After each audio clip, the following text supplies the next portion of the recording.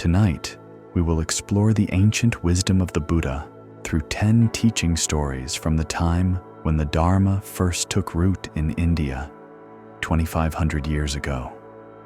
These are tales of ordinary people, cart makers and fishermen, dancers and merchants, who discovered profound truths through their struggles and mistakes. Each story holds a mirror to our own lives, showing us how the choices we make today shape the world we live in tomorrow. There is nothing you need to do, nothing to fix, no one you need to become. Simply rest here in this moment, allowing these ancient teachings to wash over you like gentle rain on thirsty ground. The wisdom of these stories has traveled across centuries to reach you tonight, carrying the same truths that brought peace to seekers long ago. If this path calls to you, I invite you to subscribe and join our community of nighttime learners, walking together toward understanding and rest. Let us begin this journey together, traveling back to a time when the Buddha walked the dusty roads of India, teaching through stories that revealed the deepest truths about human nature and the way to freedom. Take a gentle breath now. Feel your body settling into this moment. Notice how your shoulders can soften, how your jaw can release. There is nowhere you need to go, nothing you need to accomplish. Simply be here with these timeless teachings. Let us explore the first story. In a village known for its skilled craftsmen, there lived a cart maker named Sunil. His workshop sat at the edge of the main road, where the sound of hammering and the smell of fresh wood oil filled the morning air. Sunil had learned his trade from his father and his father's father, and his hands knew the weight of good timber, the strength of proper joints, the precise curve needed for a wheel that would roll true. But Sunil had grown impatient with his craft, where once he had taken pride in selecting each piece of wood, feeling for flaws with patient fingers, now he found himself rushing to complete orders. The rainy season had been poor, money was scarce, and customers haggled over every coin.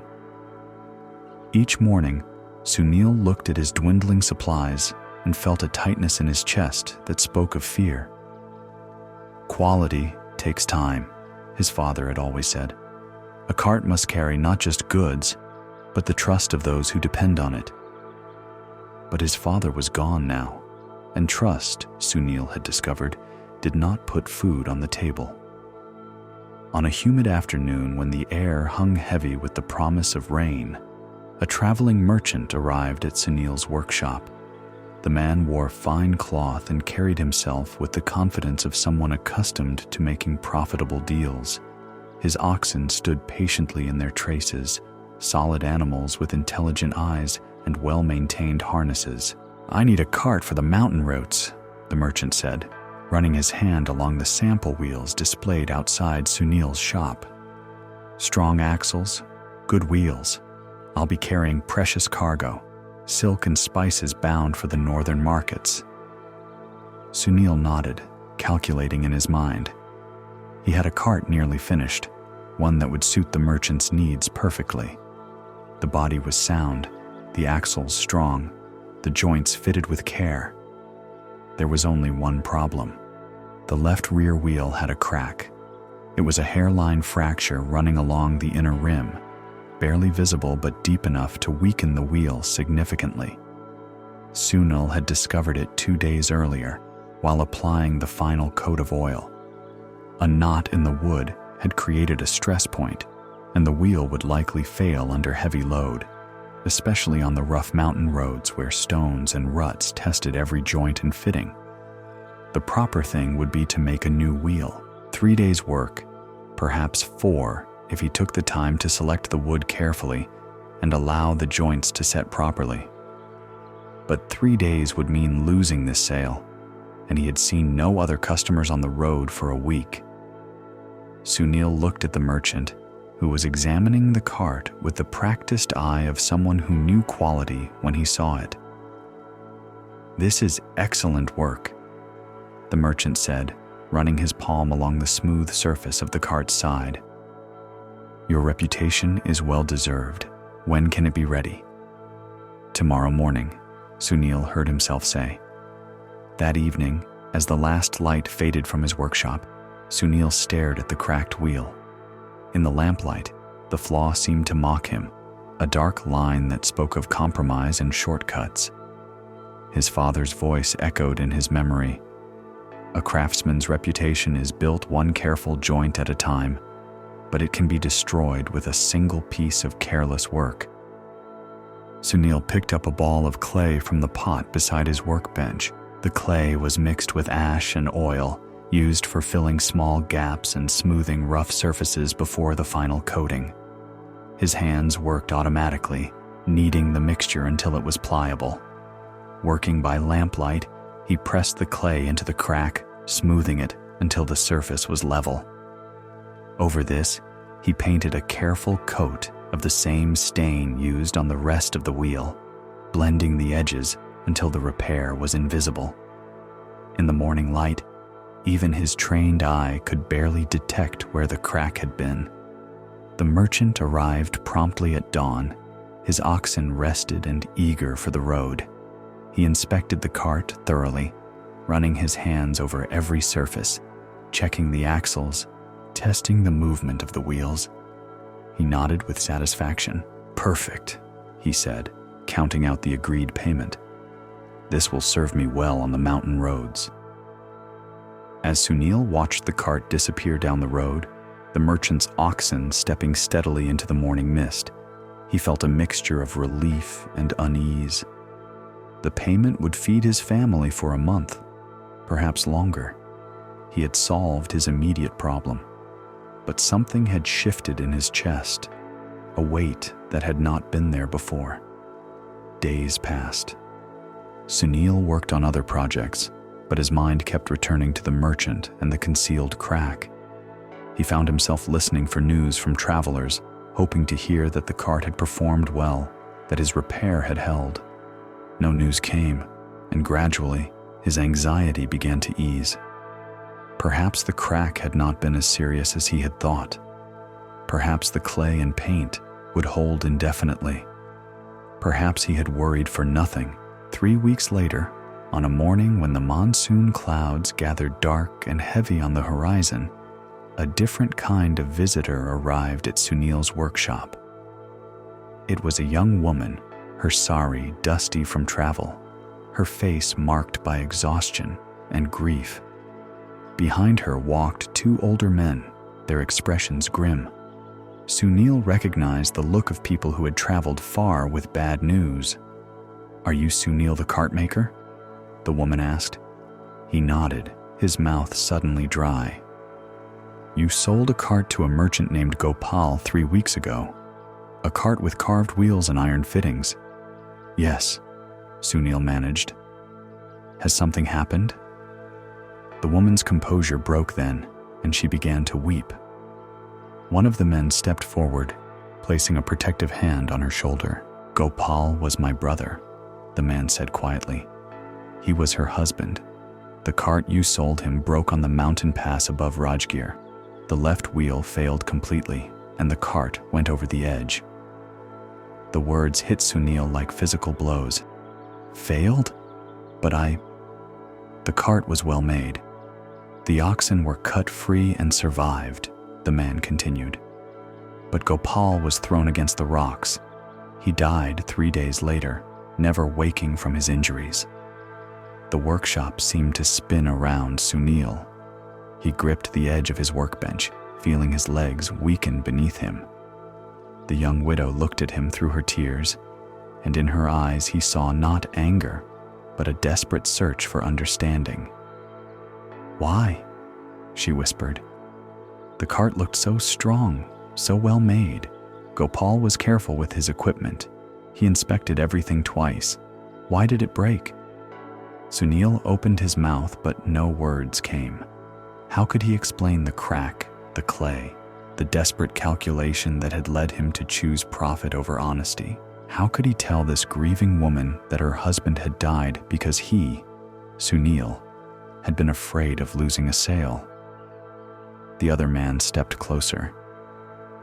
We found pieces of the wheel scattered on the rocks below. There was clay mixed in with the wood fragments and paint that looked fresh. Did you repair something on that wheel? The question hung in the air between them like a blade. Sunil felt the weight of every choice he had made in those desperate moments 3 weeks ago. He thought of his father's teachings, of the pride that had once filled him when customers praised his work, of the trust that people placed in craftsmen to create things that would protect and serve them. There was a crack, he whispered. The widow's weeping stopped. In the sudden silence, Sunil's words seemed to echo from the walls of his workshop. A crack? The man asked. In the wheel, the left rear wheel. I found it while finishing the cart. It was a hairline fracture, but deep. I knew it would weaken the wheel, especially under heavy load or on rough roads. And you sold it anyway? The man's voice was very quiet, but Sunil heard the controlled anger beneath the words. I needed the money. My family. We had nothing. The rains had been poor, and I hadn't sold anything in weeks. I hoped. You hoped what? The widow asked, her voice breaking.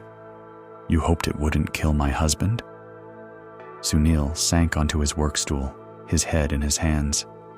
The full weight of what he had done crashed over him like a falling tree. He had not set out to hurt anyone. He had not intended for anyone to die. But intention, he now understood, was not the same as responsibility. I covered the crack with clay and paint, he said, the words barely audible. I made it invisible. I told myself it might hold, that perhaps it wasn't as serious as I feared. The two men exchanged glances. The older one nodded grimly. The village headman will need to hear this, he said, and the regional judge. A man is dead because of deception in craft. This is not a private matter. Let us pause here in our story and breathe gently together. Feel your body supported by whatever you rest upon. Notice how your breathing can soften, how your ribs can expand and settle without effort from you. There is nothing you need to solve, nothing you need to fix. Simply rest in this moment while these teachings continue to unfold. The news of Gopal's death and Sunil's confession spread through the village like smoke from a grass fire. By evening, small groups had gathered in doorways and courtyards, voices low but urgent as the story was told and retold. The cart maker who had hidden a flaw, the merchant who had died on the mountain road, the crack that had been painted over, invisible until it became deadly. In his workshop that night, Sunil sat alone among his tools and half-finished projects. The familiar smells of wood shavings and oil, once comforting, now seemed to accuse him. Every careful joint, every smooth curve, every sign of his skill as a craftsman reminded him of the single moment when he had chosen to betray that skill. His wife, Kamala, moved quietly around their small house, preparing the evening meal with mechanical precision. She had not spoken to him since the widow and her family had left, but he could feel the weight of her shock and disappointment. Their children, sensing the tension, ate in unusual silence. What will happen to us? Kamala finally asked as they sat in the darkness after the children had gone to sleep. I don't know, Sunil replied. There will be a hearing. The judge will decide. Will they put you in prison? Sunil had been trying not to think about this possibility, but now it confronted him directly. A man had died because of his deception. In the eyes of the law, this was not an accident, but a consequence of deliberate fraud. Probably, he said. Kamala was quiet for a long time. When she finally spoke, her voice was very small. Why, Sunil? We had so little, but we still had your reputation, your skill. People trusted you. Why did you risk all of that? It was the question Sunil had been asking himself since the widow had stood weeping in his workshop. Why had he chosen immediate gain over long-term integrity? Why had he convinced himself that concealing a serious flaw was somehow acceptable? I was afraid, he said finally. I was afraid of losing the sale, afraid of disappointing you and the children, afraid of admitting that I couldn't provide for my family. The fear made me desperate, and desperation made me stupid. But you had other choices. You could have explained the problem to the merchant, offered to make a new wheel, asked for time. I could have, Sunil agreed. But in that moment, those choices seemed impossible. All I could see was the immediate problem. No money, no food, no other customers on the road. The crack seemed like such a small thing compared to our need. Small? Kamala's voice carried a note of disbelief. You knew it would make the wheel dangerous. You knew someone could be hurt. I told myself it might hold. I convinced myself that the repair might be strong enough, that perhaps I was being overcautious. Sunil's voice trailed off as he heard how hollow these justifications sounded. The truth was simpler and more damning. He had known the wheel was dangerous, but he had chosen to sell it anyway because the immediate benefit to himself had seemed more important than the potential harm to others. 2 days later, the hearing took place in the village square under the old banyan tree where disputes had been settled for generations.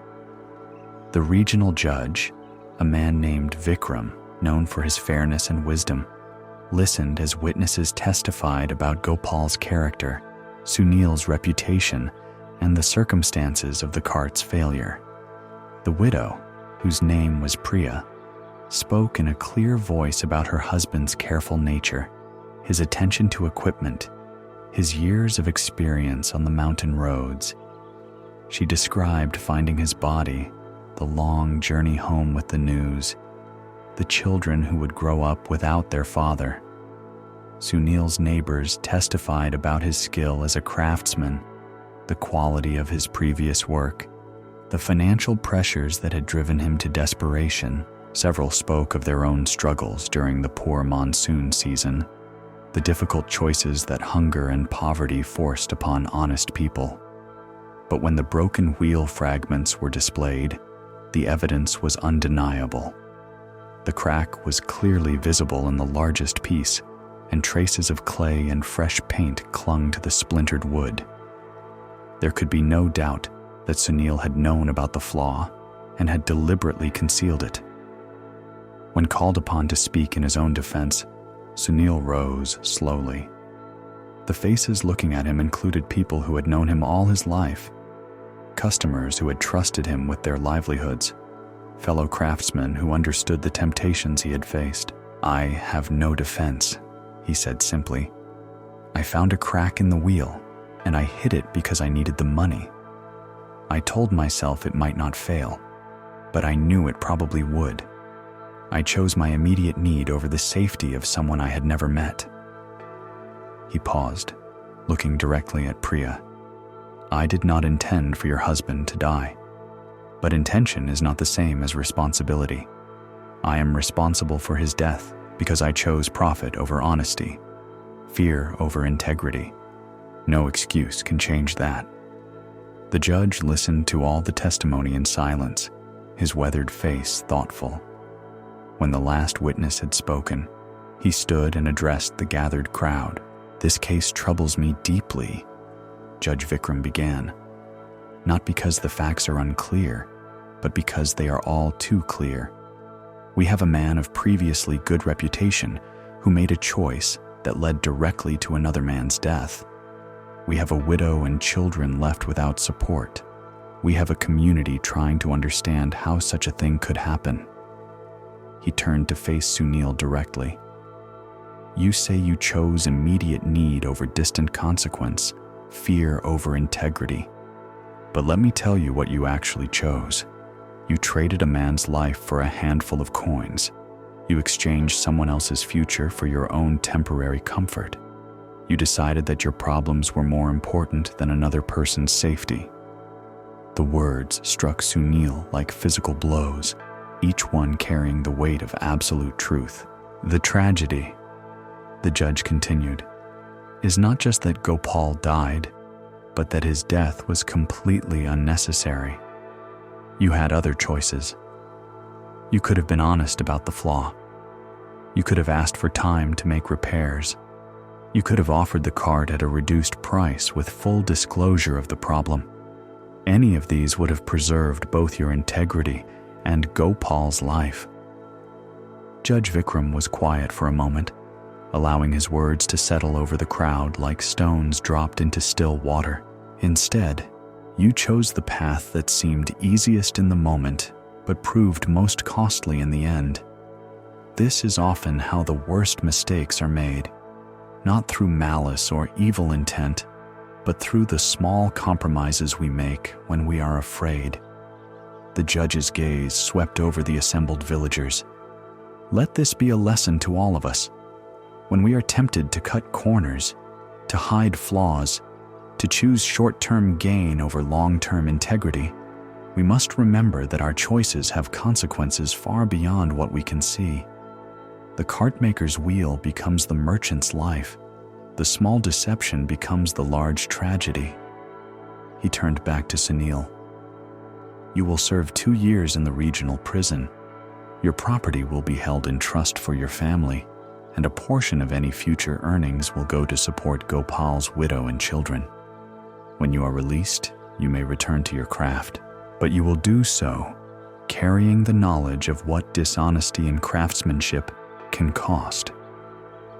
As the guards stepped forward to take Sunil away, Judge Vikram spoke once more, his voice carrying across the square to reach every ear. Remember this day. Remember that when we are entrusted with the safety of others, whether as craftsmen, merchants, teachers, or healers, that trust is sacred. To betray it for personal gain is to plant seeds of tragedy that we may not see sprout, but for which we will always be responsible. This story shows us how small deceptions can lead to enormous consequences. Sunil discovered that hiding a single flaw in his work resulted in the death of an innocent man. Buddhism teaches that our actions, even seemingly small ones, create ripples that extend far beyond what we can see. When we choose honesty over immediate gain, we protect not only our own integrity, but the well-being of others who depend on our truthfulness. The Buddha taught that right livelihood, earning our living through ethical means, is one of the essential practices on the path to awakening. This includes being completely honest about the quality and safety of what we create or sell. When we cut corners or hide problems to make a sale, we plant seeds of suffering that may bloom in ways we never intended, but for which we remain fully responsible. Let us explore another story about the unexpected consequences of our choices. In a prosperous town where 3 rivers met, there lived a woman named Basanti, who had built her reputation as the most successful matchmaker in the region. Her small house near the market square was always busy with parents seeking suitable matches for their children, young people hoping for love, and families negotiating the delicate arrangements that would bind their lives together for generations. Basanti had learned the art of matchmaking from her mother, who had learned it from her mother before her. The work required patience, wisdom, and a deep understanding of human nature. A good matchmaker needed to see beyond surface attractions to the deeper compatibilities that would sustain a marriage through decades of change and challenge. Marriage is not just the joining of 2 people, Basanti's mother had taught her. It is the weaving together of families, temperaments, dreams, and destinies. Make these connections with care, child, for you are shaping lives that will echo through generations. For many years, Basanti had followed this teaching. She would spend weeks getting to know each family, understanding their values, their hopes, their hidden concerns. She observed how young people interacted, what made them laugh, what caused them worry. She looked for the subtle signs of compatibility that meant more than wealth or beauty, the shared sense of humor, the similar approach to life's challenges, the mutual respect that could grow into deep love. Her successful matches became legendary. Couples she had brought together were known for their happiness, their prosperous households, their children who grew up secure in homes filled with genuine affection. Parents traveled from distant villages to seek her services, and her reputation spread like the scent of flowers on evening air. But as Basanti grew older and her fame increased, something began to change in her approach to the work. Families were willing to pay more for her services, much more. The gifts they brought, fine cloth, jewelry, livestock, even land, began to pile up in her storerooms.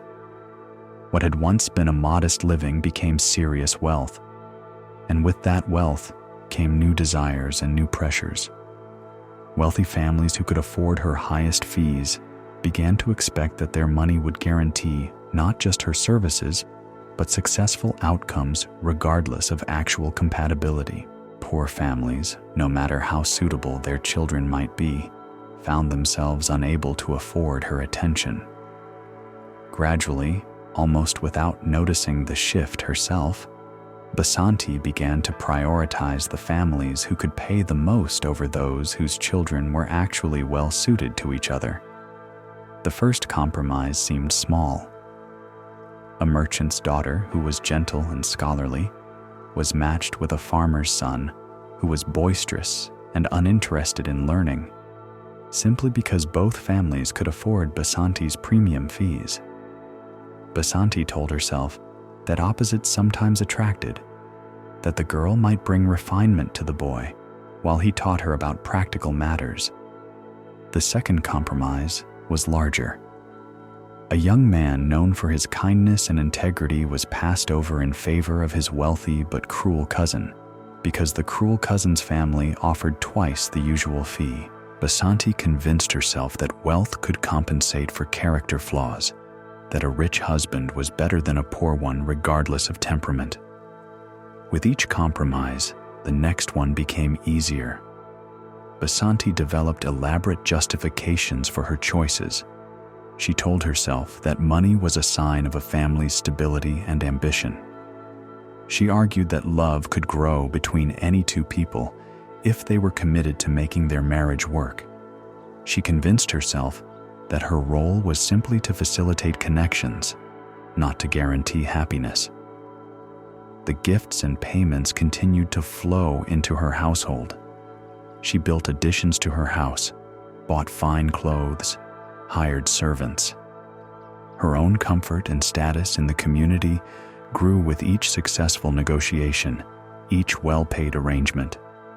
But she had stopped paying attention to what happened after the wedding ceremonies ended. At first, the problems were invisible to her. Young couples struggling with fundamental incompatibilities, marriages strained by mismatched expectations, families dealing with conflicts that should have been foreseeable. These difficulties played out behind closed doors, in private conversations, in the quiet desperation of people trying to make the best of situations they had not chosen. Basanti's business continued to thrive because the problems took time to become apparent, and because families were reluctant to admit that their marriages were failing. The illusion of her success remained intact, even as the reality crumbled in dozens of households throughout the region. But illusions, like morning mist, eventually dissolve in the light of truth.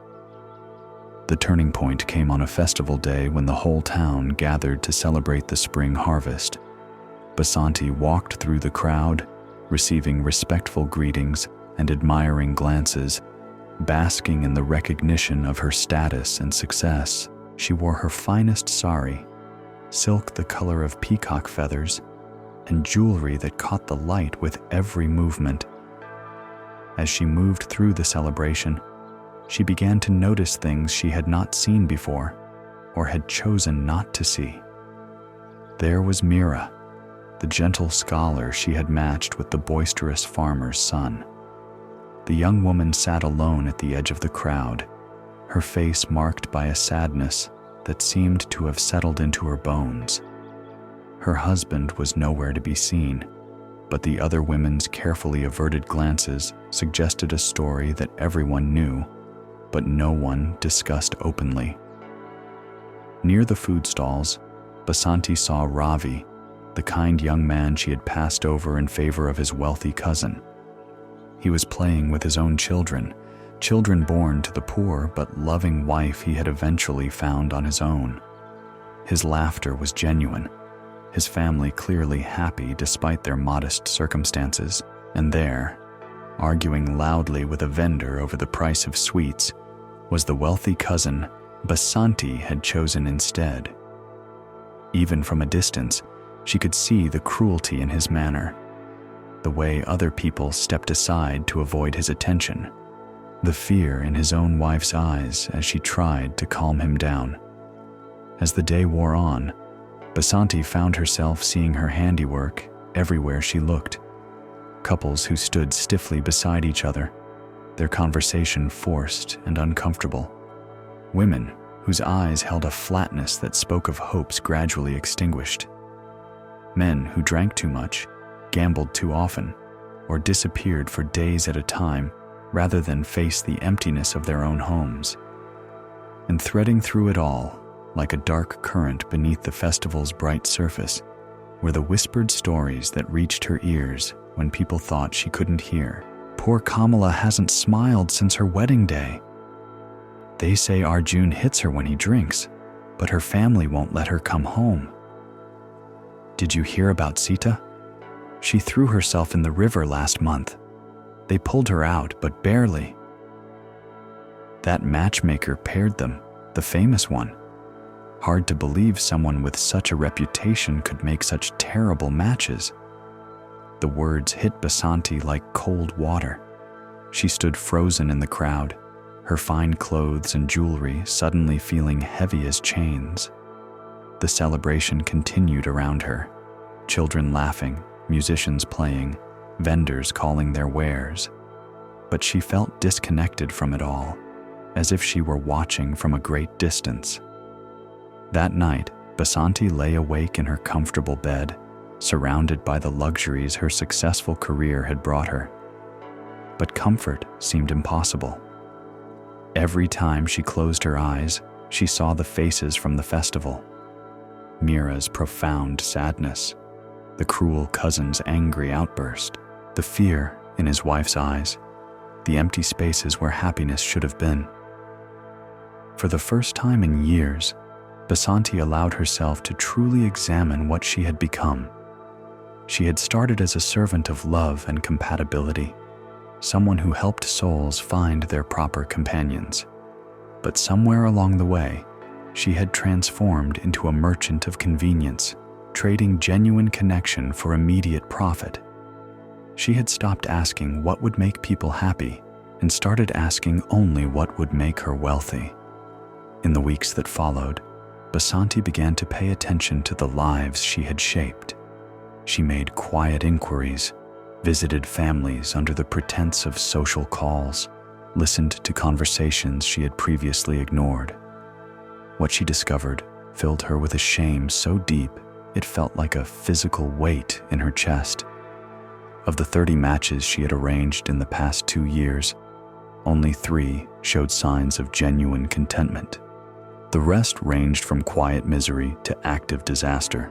2 marriages had already ended in separation, a scandal that reflected poorly on everyone involved. 3 wives had been sent back to their families due to incompatibility, a euphemism that often hid stories of abuse or cruelty. Several couples lived in a state of armed truce, sharing a house but little else. And then there were the tragedies that cut deeper than divorce or separation. Young Anjali, barely 18, had been married to a man 20 years her senior because his family had offered Basanti a substantial piece of valuable land. The girl had begged her parents to reconsider, saying something about the man's eyes frightened her, but the financial pressure and Basanti's prestigious recommendation had overruled her concerns. Anjali lasted 6 months before she disappeared one morning, leaving behind only a note saying she could not bear another day in that house. Her body was found 3 days later in the forest outside town. The official cause of death was listed as accident, but everyone who had seen her haunted expression in the weeks before knew the truth. Basanti attended the funeral, standing at the back of the crowd, watching Anjali's parents weep over the small body of their daughter. She thought about the land deed that still sat in her strongbox, payment for a match that had led directly to this grave. That night, Basanti made a decision that surprised even herself. She gathered all the gifts and payments she had received for her matchmaking services over the past 2 years, the jewelry, the cloth, the livestock, the property deeds, and loaded them into carts. Before dawn, she began making rounds through the town, returning everything to the families who had given them. At each house, she spoke the same words. "I failed in my duty to your family. I cannot return your trust, but I can return what you paid for it." Some families tried to refuse the returned gifts, confused by her actions. Others accepted them with knowing sadness, understanding what her gesture meant. A few became angry, demanding to know what had prompted this sudden crisis of conscience. To all of them, Basanti gave the same explanation. "I forgot that my job was to serve love, not profit. I matched families based on what they could pay, rather than how well they would suit each other. The consequences of this betrayal are written in the unhappiness of your children, and in some cases, in tragedies I cannot undo." Word of Basanti's actions spread quickly through the town. People gathered in small groups to discuss this unprecedented development. Some admired her honesty and courage in admitting her mistakes. Others questioned her motives, wondering if she feared legal consequences for her negligent matchmaking. Many were simply confused, unable to understand why someone would voluntarily give up such wealth. But for Basanti herself, returning the gifts was only the beginning of her reckoning with the harm she had caused. She began visiting the families whose lives had been damaged by her poor matches, not to offer excuses or seek forgiveness, but to understand the full extent of the suffering she had contributed to. These visits required enormous courage, for she knew she would be confronting pain that she had helped create. At Mira's house, Basanti found the young woman tending a small vegetable garden behind the modest dwelling she shared with her husband's family. Mira's scholarly nature, which had once been her greatest joy, had been gradually crushed by a household that valued only physical labor and considered reading a waste of time. "I still love learning," Mira told Basanti quietly as they sat among the growing plants. "But there is no place for it in this life. My husband thinks books make women proud and difficult. His mother agrees. So I tend vegetables and cook meals and pretend that this is enough." "Why don't you leave?" Basanti asked, though she suspected she knew the answer. "Where would I go? My own parents paid a large dowry for this match, trusting your reputation. They believe I should be grateful for such a suitable husband. If I complained, they would think me ungrateful and spoiled." Mira pulled a weed from between the onion plants, her movements careful and practiced. "I have learned to find small pleasures, the way morning light falls on these leaves, the sound of rain on the roof, the feeling of accomplishment when the vegetables grow well. These things are not nothing."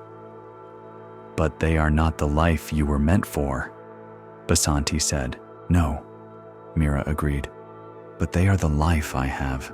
and I must make the best of it."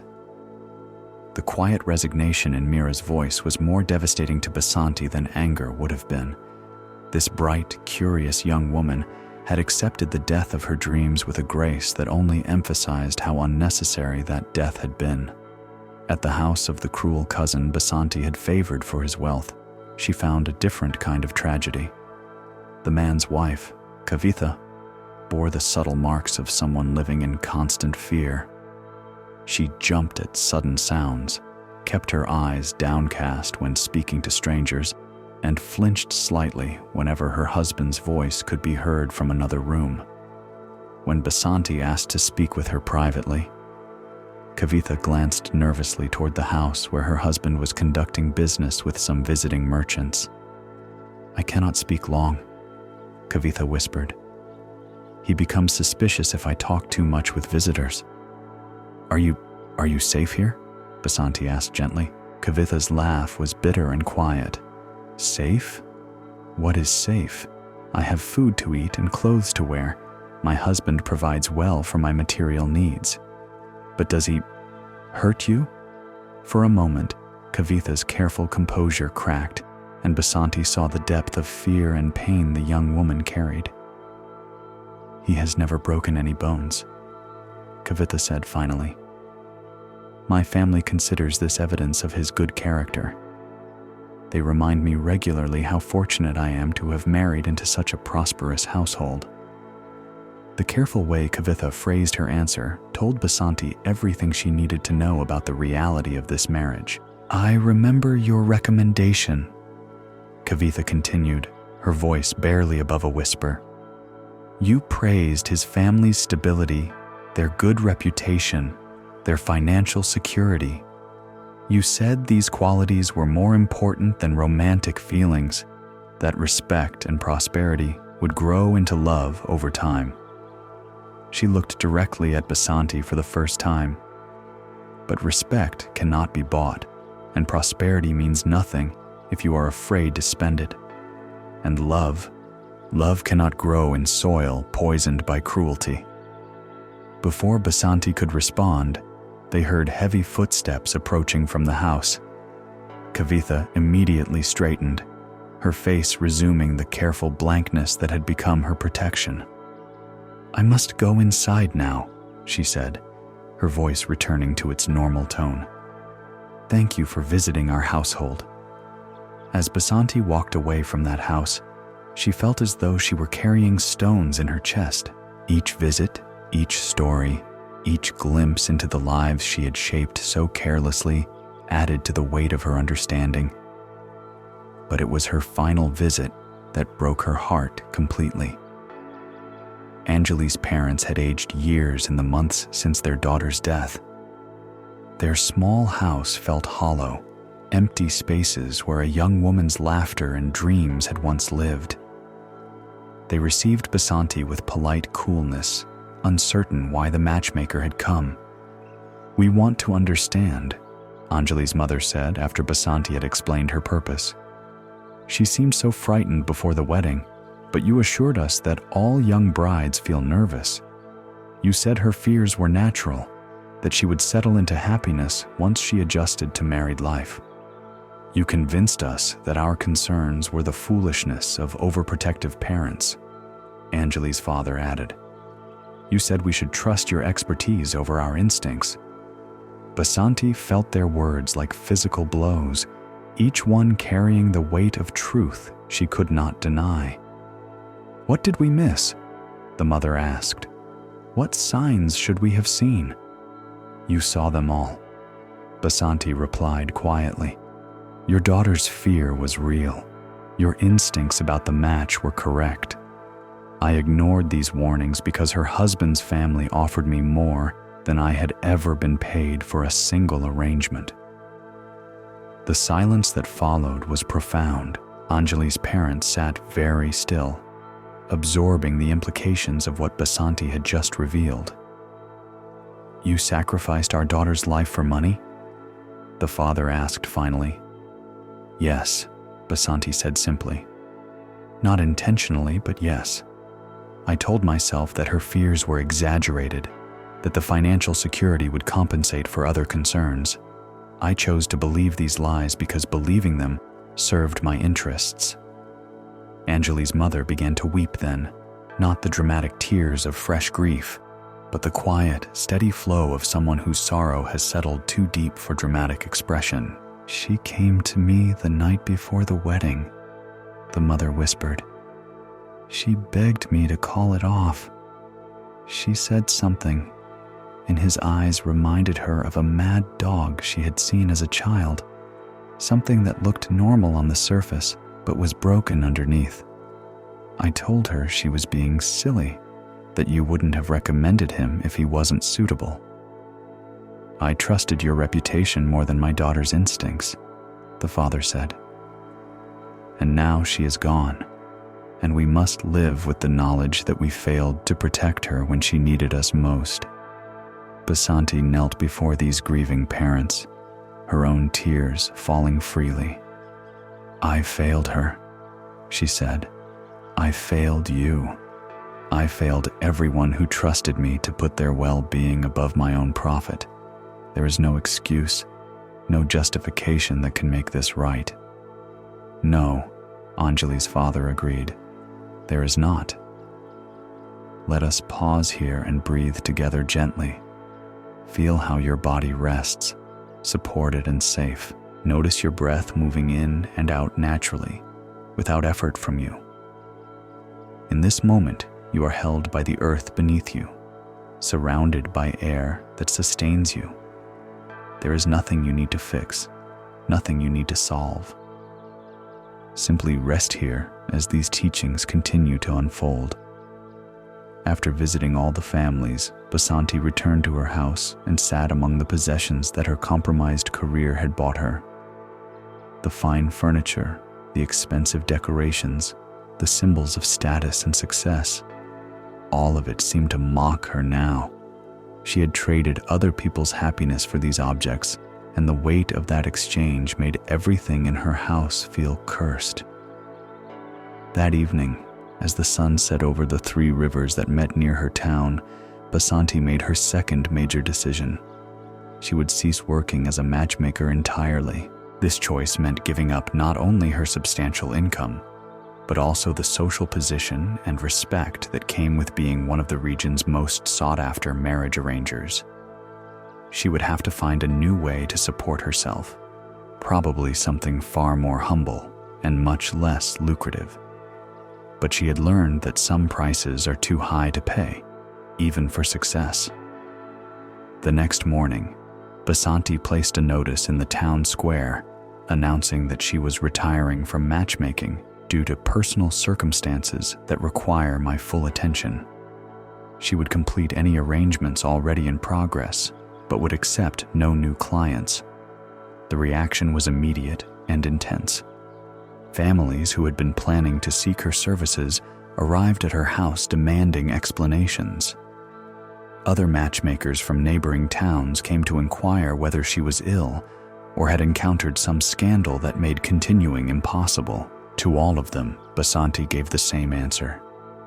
"I have discovered that I am not worthy of the trust that this profession requires. It would be wrong for me to continue when I cannot guarantee that I will serve my clients' best interests above my own." Some people accepted this explanation with respect for her honesty. Others pressed her for more details, sensing that something significant lay behind her sudden departure from such a profitable career. A few, particularly those whose children had been poorly matched, understood immediately what had prompted her decision. "Finally," one mother said when she heard the news, "someone has the courage to admit that these prestigious matchmakers care more about their fees than our family's happiness." As word spread, Basanti found herself both praised and criticized. Some admired her integrity in walking away from a lucrative career when she realized she could not perform it ethically. Others accused her of abandoning her responsibilities or questioned her motives for such a dramatic gesture. But the opinions of others mattered less to Basanti now than the opinion of her own conscience. With matchmaking no longer an option, Basanti had to find a new way to support herself. She had some savings, but not enough to live comfortably indefinitely.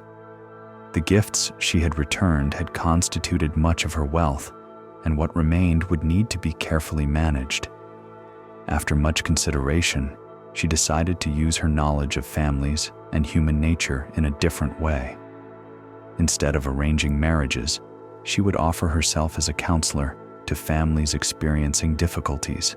She would help parents understand their children better, assist couples in resolving conflicts, and provide guidance to people navigating complex family relationships. This work paid much less than matchmaking, but it allowed her to use her skills in service of healing rather than profit. Her first client was, ironically, one of the couples she had poorly matched in her previous career. Indira and Suresh had been married for 18 months, brought together by Basanti during her most profit-focused period. Indira was the daughter of wealthy cloth merchants, while Suresh came from a family of successful farmers. On paper, the match seemed reasonable.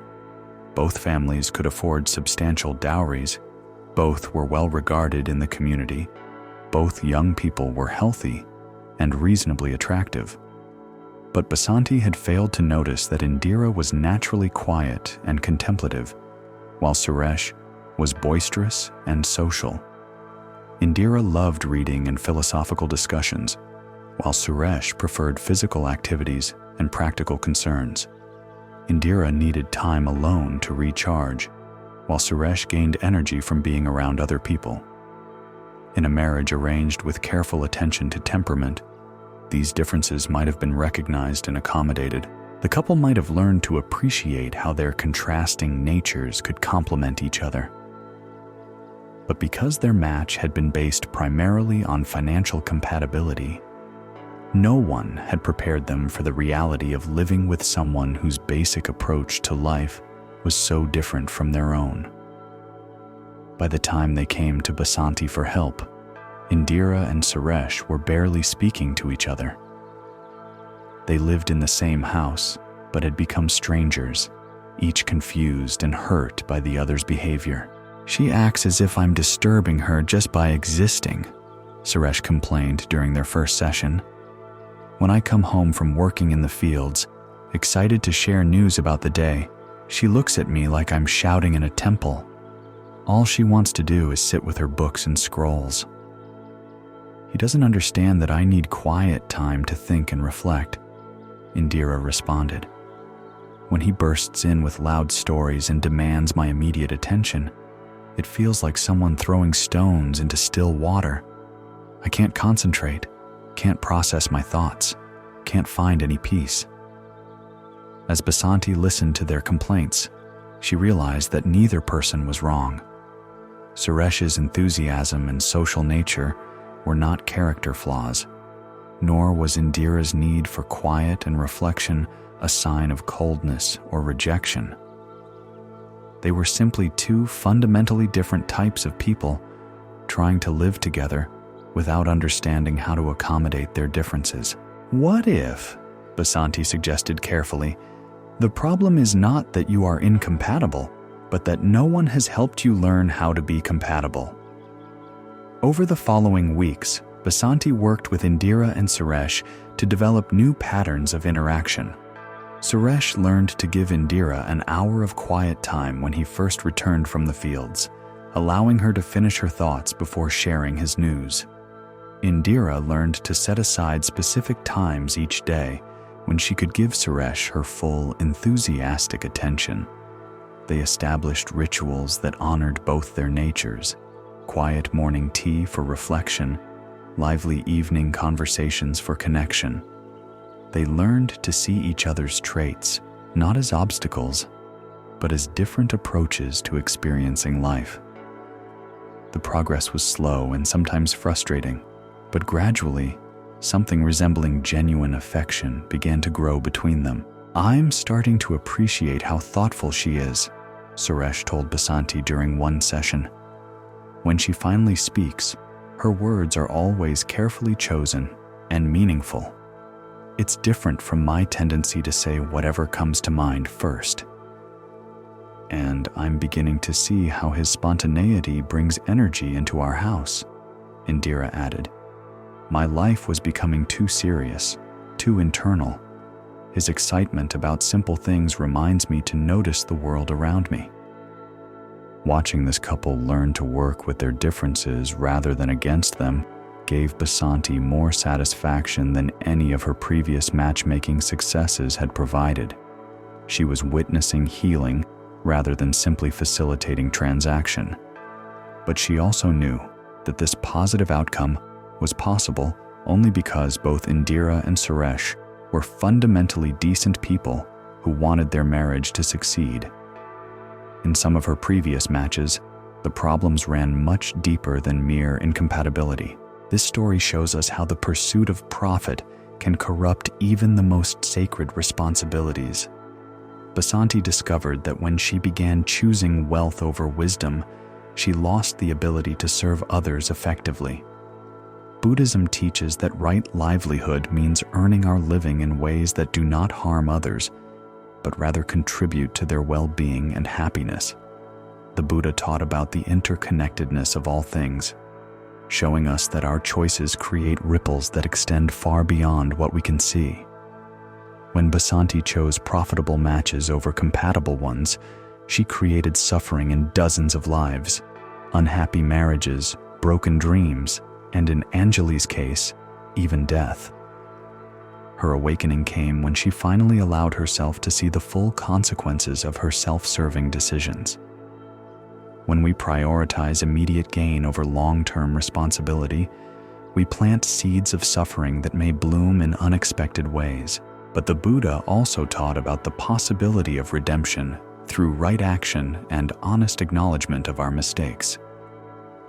Let us explore another story about how small compromises can lead to large tragedies.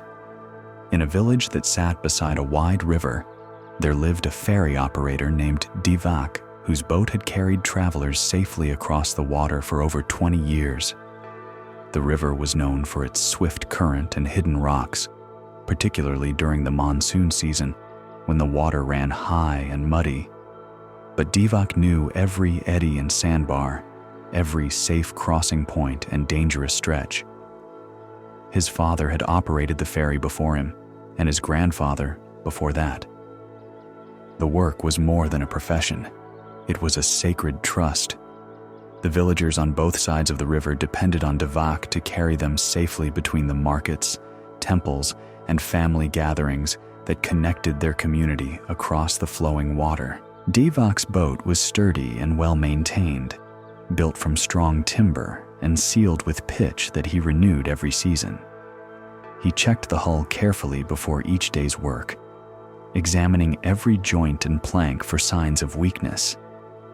His passengers trusted him not only with their safe passage, but often with their livestock, their trade goods, their children. The river gives us life, Divak's father had taught him, but it demands respect. Never become complacent about the water's power. Never assume that today will be like yesterday. The river changes constantly, and a ferryman who stops paying attention becomes a danger to everyone who trusts him.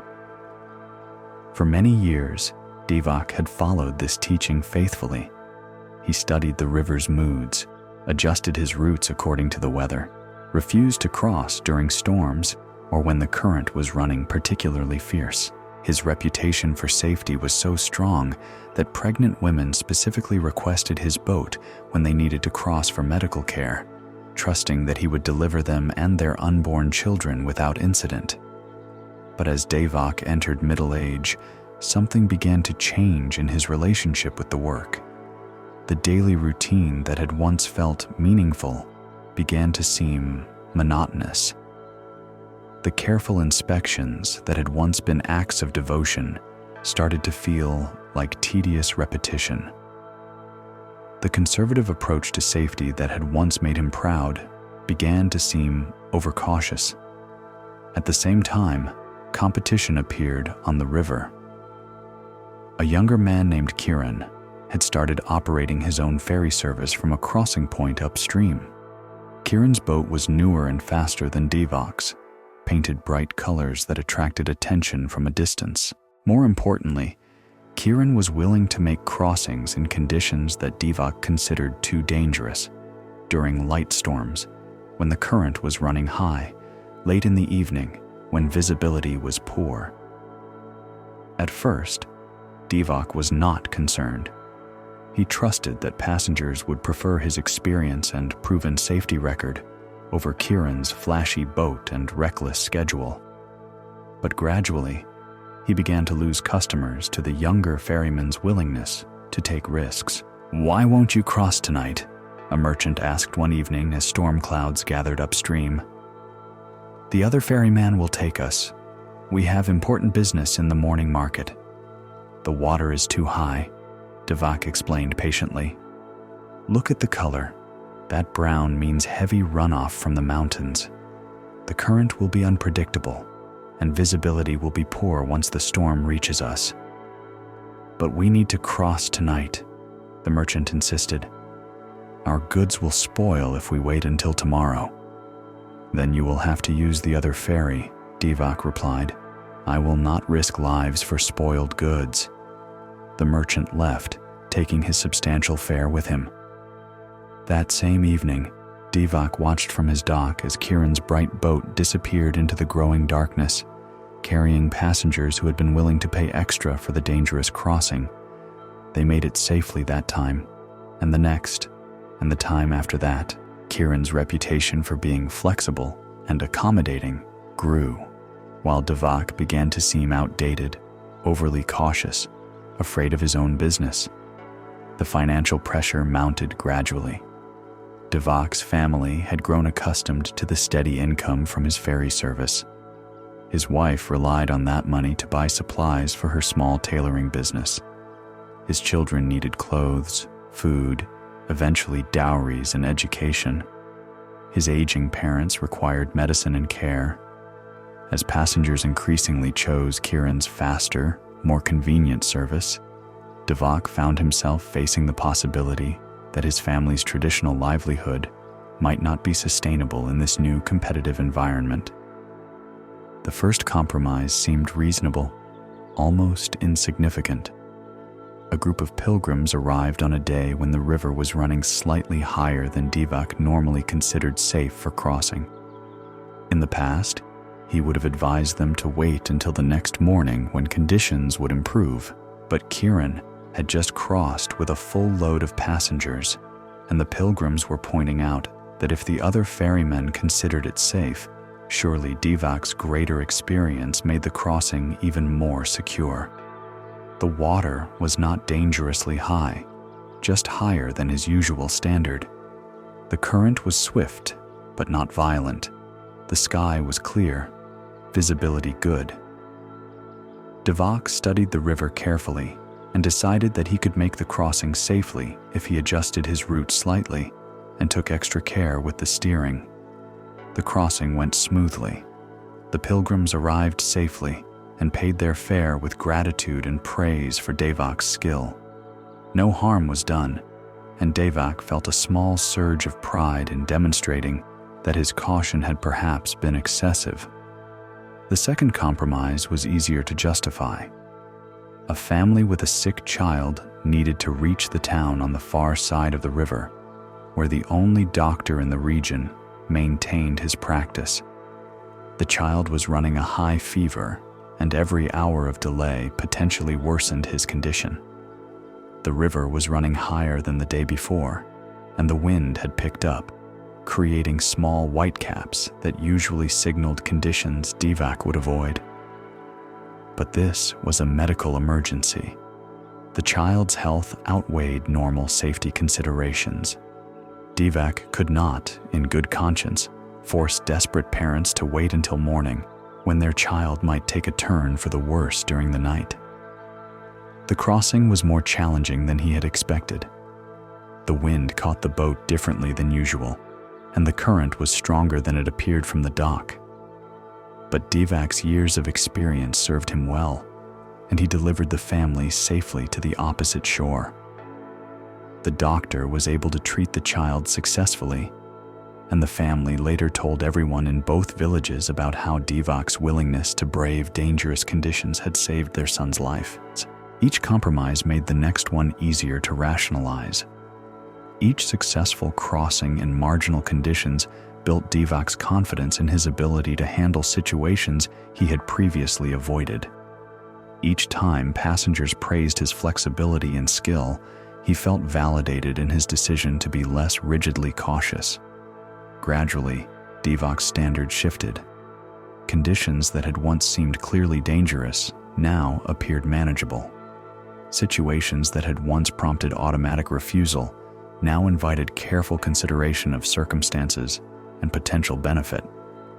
He told himself that he was learning to use his experience more wisely, to make nuanced judgments rather than following inflexible rules. He convinced himself that his father's conservative approach had been appropriate for a less experienced ferryman, but that his own skills justified taking calculated risks. Business improved. Passengers appreciated his newfound flexibility. His family's financial situation stabilized. Kiran's competition seemed less threatening when Devak proved willing to operate under similar conditions. But every compromise had moved him a little further from the safety margins that had once protected his passengers, even when those passengers remained unaware of the increased risk they were accepting. The day that changed everything started like many others. A wedding party needed to cross the river to attend a ceremony in the neighboring village. The group consisted of the bride's family, parents, grandparents, unmarried sisters, young cousins, dressed in their finest clothes and carrying gifts for the celebration. They had been planning this trip for months, and their excitement was contagious as they gathered at Devak's dock. The river was running high from recent rains upstream, and the current was swift. The wind was gusting irregularly, sometimes calm, sometimes strong enough to rock the boat noticeably. Under his old standards, Devak would have advised the wedding party to postpone their crossing until conditions improved. But these same conditions had not prevented successful crossings in recent weeks. The bride's family was counting on arriving in time for the ceremony. Disappointing them would mean missing not only their fare, but also the celebration that everyone in both villages had been anticipating. Devak studied the water carefully. The current was strong, but not violent. The wind was troublesome, but not constant. His boat was in good condition, and he had successfully navigated worse conditions in recent months. Most importantly, Kiran had already crossed twice that morning, with full loads of passengers. "I can manage these conditions," Devak decided, helping the wedding party board his boat. The bride's younger sister, a girl of perhaps 14, looked nervously at the choppy water as she stepped carefully into the boat. Her grandmother, ancient and frail, required assistance from two relatives to make it safely aboard. The bride's mother carried a carefully wrapped bundle of jewelry and gifts, clutching it protectively against her chest. As Devak pushed off from the dock, he felt the current grab the boat more forcefully than he had anticipated. The river seemed to have risen even higher during the time he had been helping passengers board, and the wind was growing stronger with each gust. But it was too late to reconsider. The wedding party was aboard, their trust placed in his hands. Turning back now would not only disappoint them, but would also make him appear incompetent or cowardly in front of people who would spread word of his failure throughout both villages. Devak guided the boat into the current, adjusting his angle to compensate for the river's pull. The passengers chatted excitedly about the upcoming ceremony, their voices mixing with the sound of water rushing past the hull. The bride's mother showed her sister the new sari she planned to wear, while the young cousins pointed out landmarks on the approaching shore. For the first half of the crossing, everything proceeded normally. Devak's years of experience served him well as he navigated the swift water, making constant small adjustments to keep the boat on course. The passengers seemed unaware that the conditions were more challenging than usual, trusting completely in his ability to deliver them safely. But as they approached the midpoint of the river, where the current ran deepest and strongest, the wind suddenly intensified. A powerful gust caught the boat's high sides, pushing it sideways into the current, just as Divak was attempting to navigate around a partially submerged log that the high water had carried downstream. The boat lurched violently to one side, and several passengers grabbed the rails with sudden alarm. "Hold steady," Divak called out, fighting to regain control as another gust hit them. The boat tilted further, and water began splashing over the low side.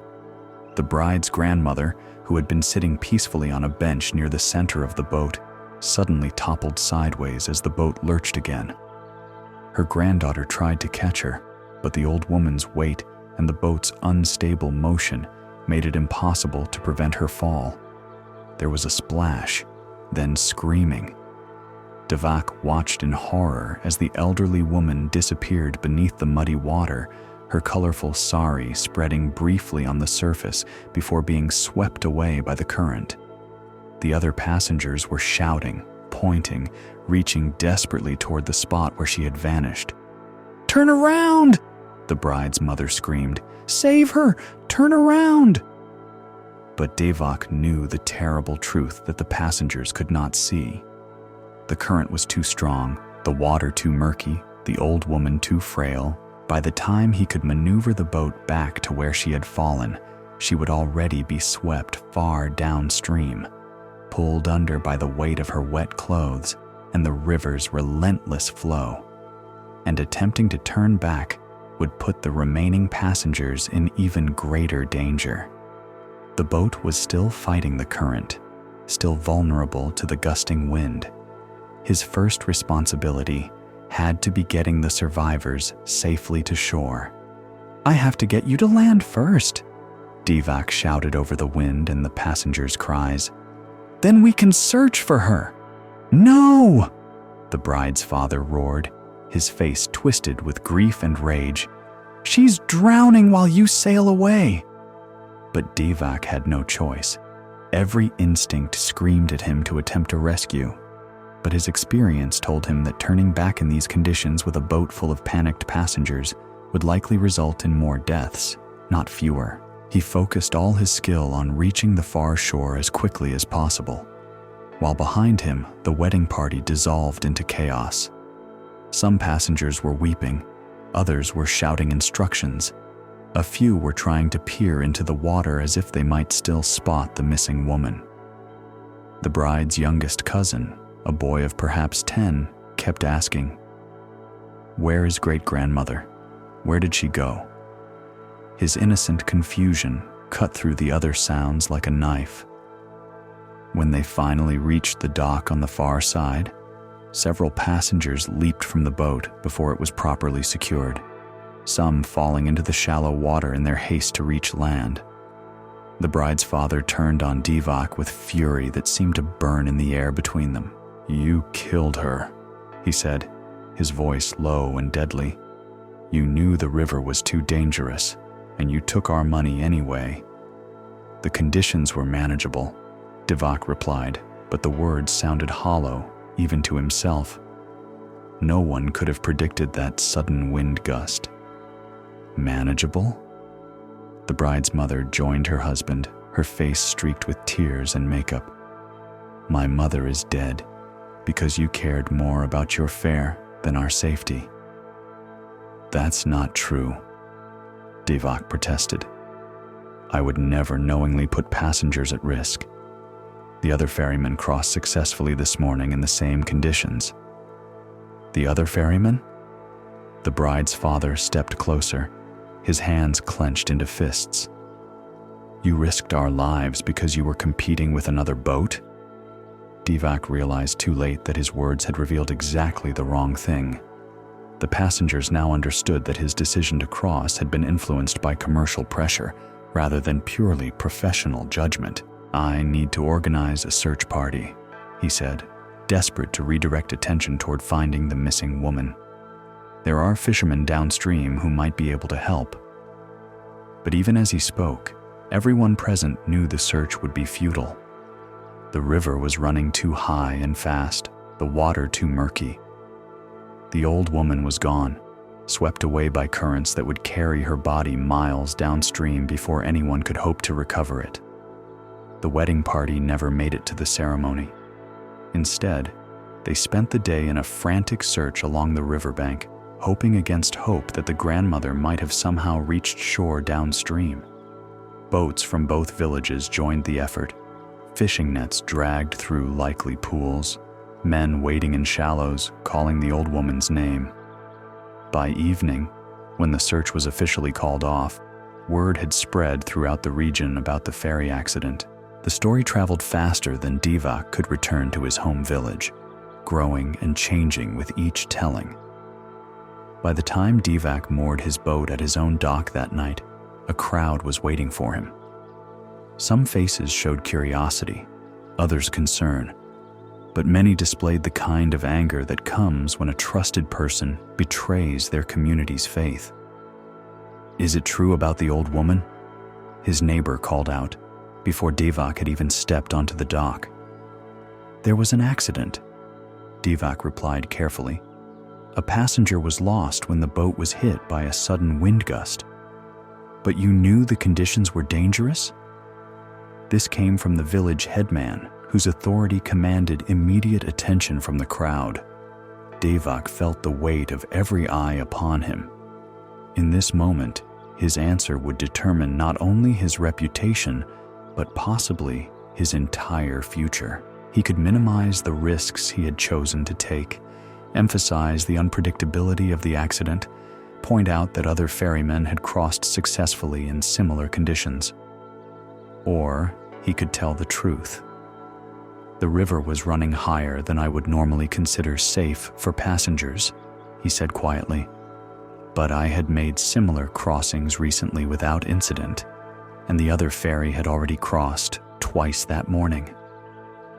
The headman's expression grew stern. "So you knew it was dangerous, but chose to go anyway?"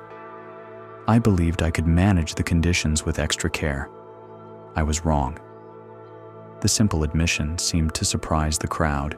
They had expected denials, excuses, attempts to shift blame. Instead, Divak stood before them, accepting full responsibility for a decision that had cost an innocent woman her life. "Why?" someone called from the back of the crowd. "Why take such a risk?" Divak looked around at the faces of people who had trusted him with their lives for years, people whose children he had carried safely across the water, whose goods he had transported without loss, whose emergencies he had responded to regardless of weather or time of day. "Because I was afraid of losing business to the other ferry," he said. "Because I had started to believe that my experience made me immune to the river's dangers.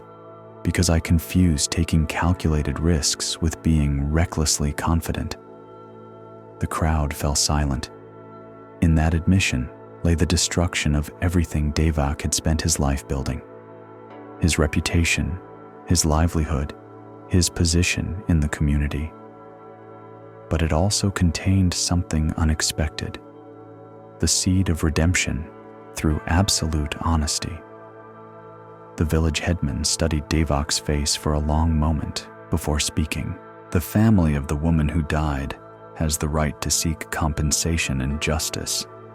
There will need to be a formal hearing to determine your responsibility and what consequences should follow." Divak nodded. He had expected this. "Until that hearing takes place, you will not operate your ferry. The village cannot allow someone to continue carrying passengers when his judgment has proven so catastrophically flawed." This was a devastating blow. Without his ferry income, Divak's family would have no way to support themselves. But he understood that the community's safety had to take precedence over his personal needs. "I understand," he said. As the crowd dispersed, Devak walked slowly toward his house, where his wife and children waited with questions he dreaded having to answer. Behind him, his boat sat moored at the dock. The vessel that had been his pride and livelihood now transformed into a reminder of failure and tragedy. That night, Devak lay awake listening to his wife's quiet weeping in the darkness beside him. She had said little when he explained what had happened, but her silence carried more weight than accusations would have. Their children, confused by the sudden change in household atmosphere, had asked repeatedly why everyone seemed so sad, why strangers kept coming to the door with serious expressions, why their father looked as though he had aged years in a single day. "What will we do?" his wife finally whispered. "I don't know," Devak replied honestly. "I don't know if anyone will ever trust me with their lives again. I don't know if we can stay in this village. I don't know anything except that an old woman is dead because I made a terrible choice." 3 days later, the formal hearing took place in the village square. The same banyan tree that had witnessed Sunil the cartmaker's trial now provided shade for another examination of how professional compromise could lead to tragedy. The bride's family testified about their mother's death, their voices breaking as they described watching her disappear beneath the muddy water. They spoke of her gentleness, her wisdom, her excitement about attending the wedding celebration she would never see. They described the hole her death had torn in their family, the way her absence turned every meal, every festival, every ordinary moment into a reminder of loss. Other passengers from that final, fatal crossing testified about the conditions they had observed: the choppy water, the strong wind, the visible signs that the river was running high and dangerous. Several admitted they had felt uneasy, but had trusted Devak's professional judgment over their own instincts. Witnesses from both sides of the river spoke about the changes they had noticed in Devak's operating practices over recent months. The gradual willingness to take greater risks, the competition with the younger ferryman, the slow erosion of the conservative safety standards that had once made his service legendary for its reliability. Kiran, the competing ferryman, was called to testify about his own crossings on the day of the accident. He admitted that the conditions had been challenging, but claimed they were within acceptable limits for an experienced operator. "Perhaps," he said with uncomfortable honesty, "we had both become too confident in our ability to handle dangerous situations. Success in marginal conditions can make you forget how quickly those conditions can turn deadly." When called upon to speak in his own defense, Devak rose slowly. The faces looking at him included people who had known him since childhood, passengers whose lives he had protected for decades, fellow river workers who understood the pressures and temptations he had faced. "I have listened to all the testimony," he began, "and I recognize the truth in every word. I did gradually lower my safety standards. I did allow competition to influence my judgment. I did choose to risk passengers' lives for the sake of maintaining my income." He paused, looking directly at the bride's family. "I did not intend for anyone to die, but intention is not the same as responsibility. I am responsible for the death of your mother because I chose immediate gain over long-term safety, because I confused experience with invincibility, because I forgot that every passenger who boards my boat places their life completely in my hands." The headman who served as judge listened to all testimony with the same careful attention he had given to previous cases involving professional negligence. When the last witness had spoken, he stood to address the gathered community. "This case is both simple and complex," he began. "Simple because the facts are clear. A ferryman chose to operate in dangerous conditions, and a passenger died as a result. Complex because it forces us to examine the pressures and temptations that can corrupt even the most skilled and well-intentioned professionals. He turned to face Devak directly. You were entrusted with one of our community's most essential services. For 20 years, you carried that trust faithfully, never losing a passenger, never compromising safety for convenience. But over recent months, you gradually abandoned the principles that had made you worthy of that trust. The judge's words carried across the square like stones dropped into still water, each one creating ripples of recognition and understanding. The tragedy is not just that a woman died, but that her death was entirely preventable. You knew the conditions were dangerous. You knew you were taking unacceptable risks. You chose to proceed anyway because you feared losing business to a competitor. He paused, allowing the weight of this assessment to settle over the crowd.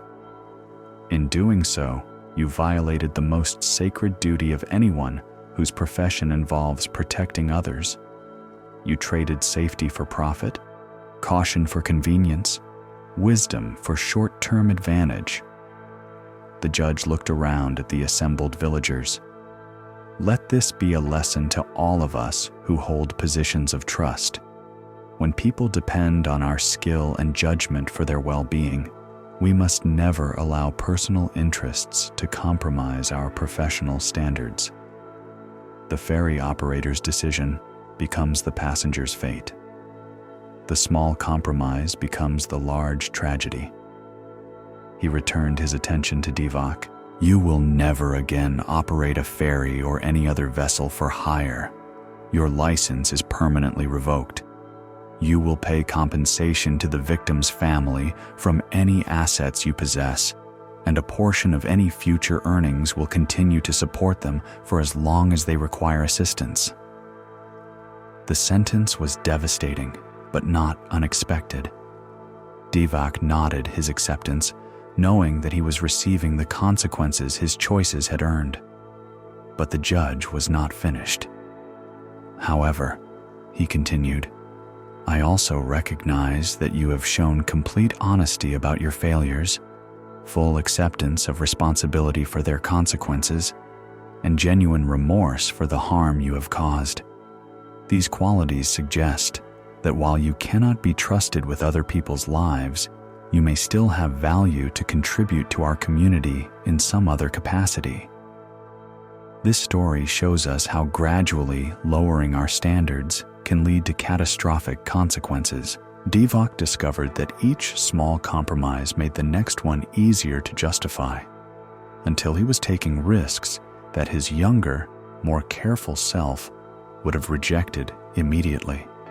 Buddhism teaches about the importance of maintaining right mindfulness in our professional lives, always staying aware of how our choices affect others who depend on us. The Buddha taught that when we hold positions of responsibility, we must guard against the subtle corruptions that can erode our commitment to serving others' welfare above our own comfort. Devak's tragedy began not with malicious intent, but with small rationalizations that gradually poisoned his judgment. When we maintain constant awareness of our duty to protect those who trust us, we create space for wisdom to guide our actions, even under pressure. Let us pause here and breathe gently. Feel your body resting, supported, and safe. Notice how your shoulders can soften, how your breathing moves naturally without any effort from you. There is nowhere you need to go, nothing you need to accomplish. Simply be here as these ancient teachings continue to unfold.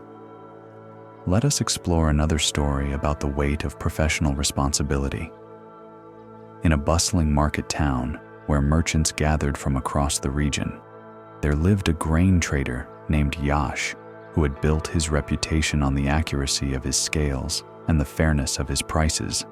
His stall occupied a prime location near the town's central well, where the constant flow of buyers and sellers created the perfect environment for a successful trading business. Yash had inherited the business from his uncle, who had taught him that honest measurement was the foundation of all sustainable commerce. A merchant's scales are his most valuable possession, his uncle had said, not because they are expensive to replace, but because they carry his reputation with every transaction. The scales Yash used were beautifully crafted brass instruments, polished to a golden gleam and calibrated with weights that had been verified by the town's official measures. He checked their accuracy daily, adjusting the balance points with the precision of a craftsman, ensuring that every customer received exactly what they paid for. His customers appreciated this reliability.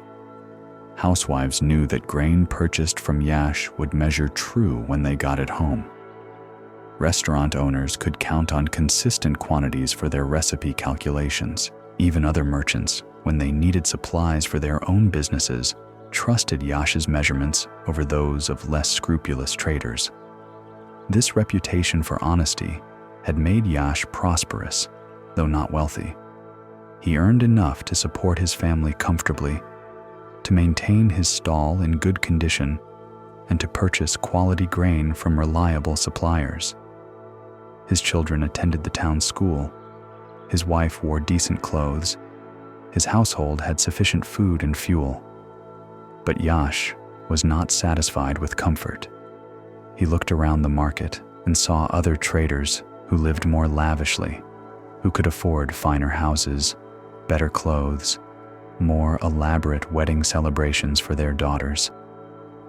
These merchants seemed to prosper more quickly than his careful, honest approach allowed. As Yash observed these more successful competitors, he began to notice things he had previously overlooked or ignored. The spice merchant, 2 stalls over, had scales that seemed to weigh slightly heavy in his favor, giving customers a bit less than they paid for. The cloth seller used measuring sticks that were just slightly shorter than the standard length, so that customers received less fabric than they thought they were buying. The oil dealer's containers appeared to be standard size, but actually held somewhat less than their markings indicated. These deceptions were subtle, almost impossible for casual customers to detect. A housewife buying grain for her family's meals would not notice if she received 5% less than the stated amount.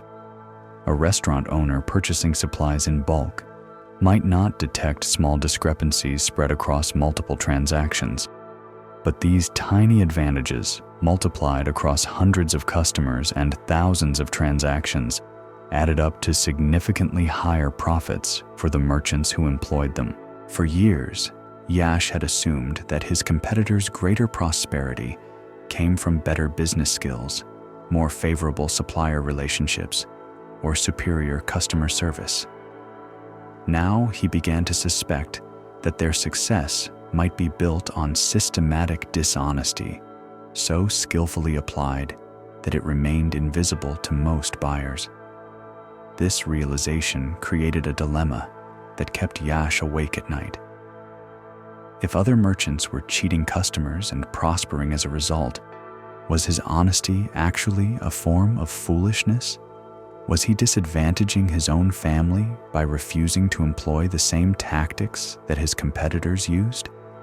Could he really afford to maintain his principles when doing so meant his children would have fewer opportunities, his wife would have fewer comforts, his business would remain perpetually smaller than those of less scrupulous traders? The temptation grew stronger as Yash's expenses increased. His eldest daughter was approaching marriageable age, which meant he would soon need to provide a substantial dowry. His youngest son showed remarkable intelligence and could benefit from advanced education, but only if Yash could afford the fees. His wife's health had begun to decline, and the medicines she needed were expensive. Meanwhile, his competitors continued to thrive. The spice merchant built an addition to his house. The cloth seller purchased a second stall in a different market. The oil dealer bought property outside town where he planned to build a larger warehouse. Yash began to study their techniques more carefully, trying to understand exactly how they manipulated their measurements without detection. The key, he realized, was subtlety. The dishonest merchants never cheated by large amounts that customers would notice immediately. Instead, they made tiny adjustments that fell within the range of normal variation. A few grains of weight shifted on the scale, a measuring cup that was just slightly smaller than it appeared, a thumb pressed lightly on the scale's pan while weighing. These small deceptions were particularly effective because most customers expected minor inconsistencies in hand-operated scales and measuring devices. A difference of 1 or 2% could easily be attributed to the natural imprecision of manual measurement rather than deliberate fraud. Moreover, the merchants were selective about when and how they applied their deceptive techniques. They were scrupulously honest with customers who might check their purchases carefully. Other merchants, regular buyers who knew them personally, anyone who seemed particularly attentive to the measuring process. They reserved their dishonest practices for casual customers, strangers, people who were distracted or in a hurry. This selective approach made detection nearly impossible. Even if a customer noticed a discrepancy, they could not prove it was intentional rather than accidental. And since the merchants were genuinely honest most of the time, they could point to satisfied customers as evidence of their integrity. As Yash understood these techniques more clearly, the temptation to employ them became almost overwhelming. He told himself that everyone was doing it, that customers expected a certain amount of variation anyway, that the amounts involved were too small to cause real harm to anyone. He convinced himself that using these methods would simply level the playing field, allowing him to compete fairly with merchants who were already cheating. Most persuasively, he argued to himself that the additional income could be used for good purposes: his daughter's dowry, his son's education, his wife's medical care. Surely helping his family justified small deceptions that barely affected wealthy customers who could easily afford the minor losses. The first compromise happened almost by accident. A wealthy merchant from a distant town arrived at Yash's stall late in the afternoon, seeking to purchase a large quantity of rice for transport to a region where grain was scarce and prices were high. The man was clearly unfamiliar with local practices and seemed more interested in completing the transaction quickly than in examining the details of measurement. As Yash weighed out the grain, he noticed that one of his standard weights had a small chip missing from one corner, damage so minor that he had not noticed it during his morning inspection. The chip made the weight slightly lighter than its marked value, which meant the customer was receiving slightly more grain than he was paying for. In the past, Yash would have immediately replaced the damaged weight with an accurate one, ensuring the customer paid only for what he actually received. But on this day, with the wealthy merchant showing no interest in the weighing process, Yash found himself hesitating. The difference was tiny, perhaps 2% of the total weight. The customer would never notice, and even if he did, he would likely assume it was unintentional variation. The additional payment would help cover the cost of his wife's medicine.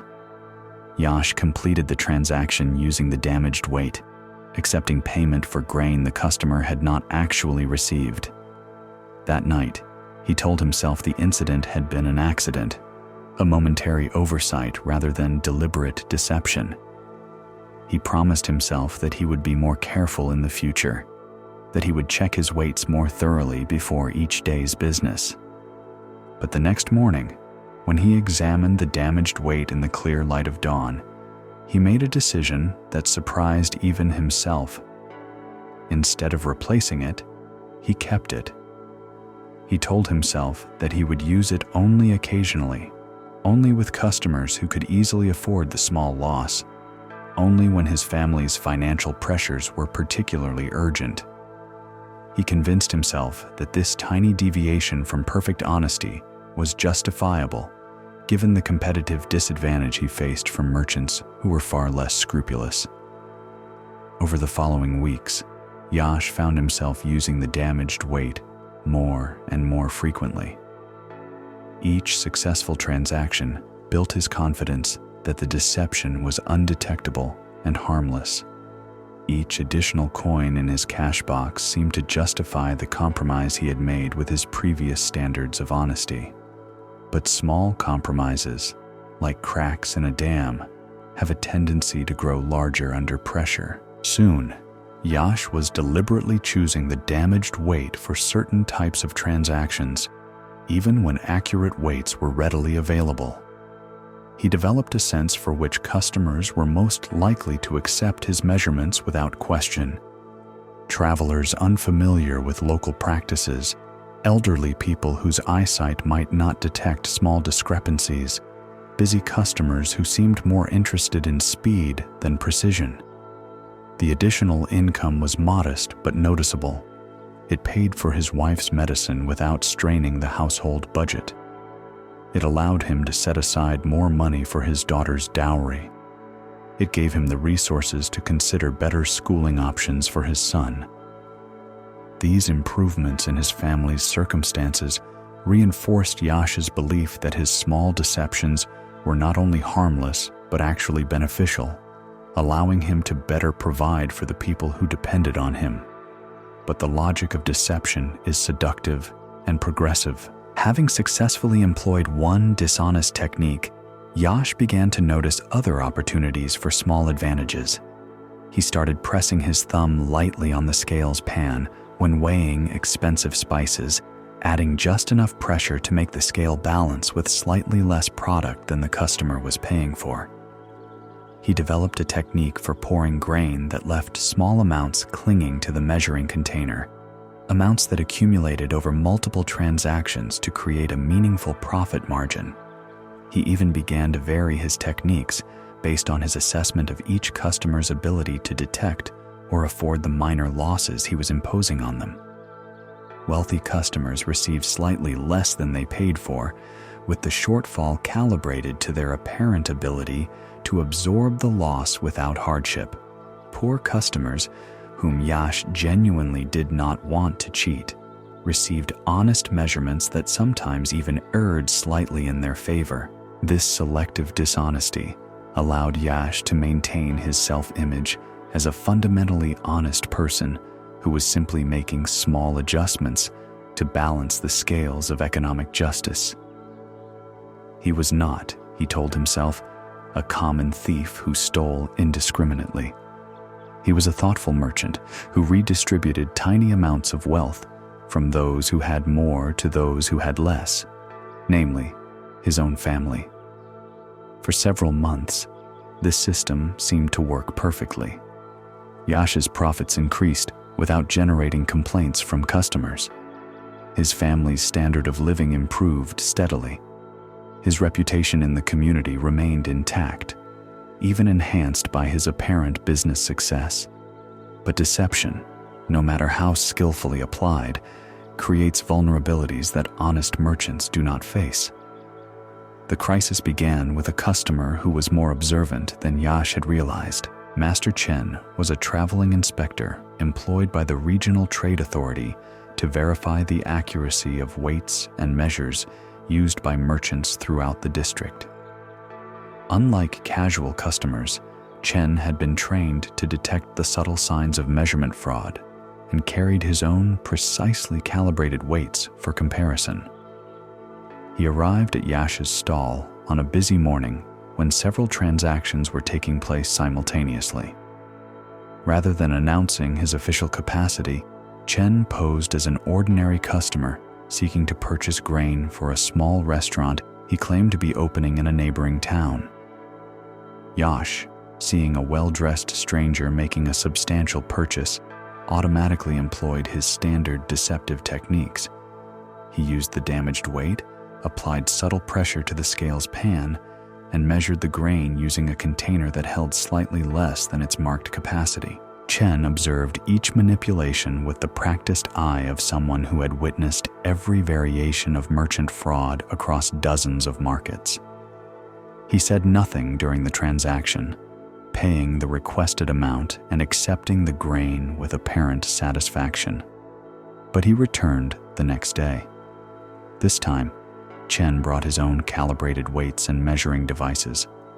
He requested the same quantity of the same grade of grain, watching carefully as Yash repeated his deceptive techniques.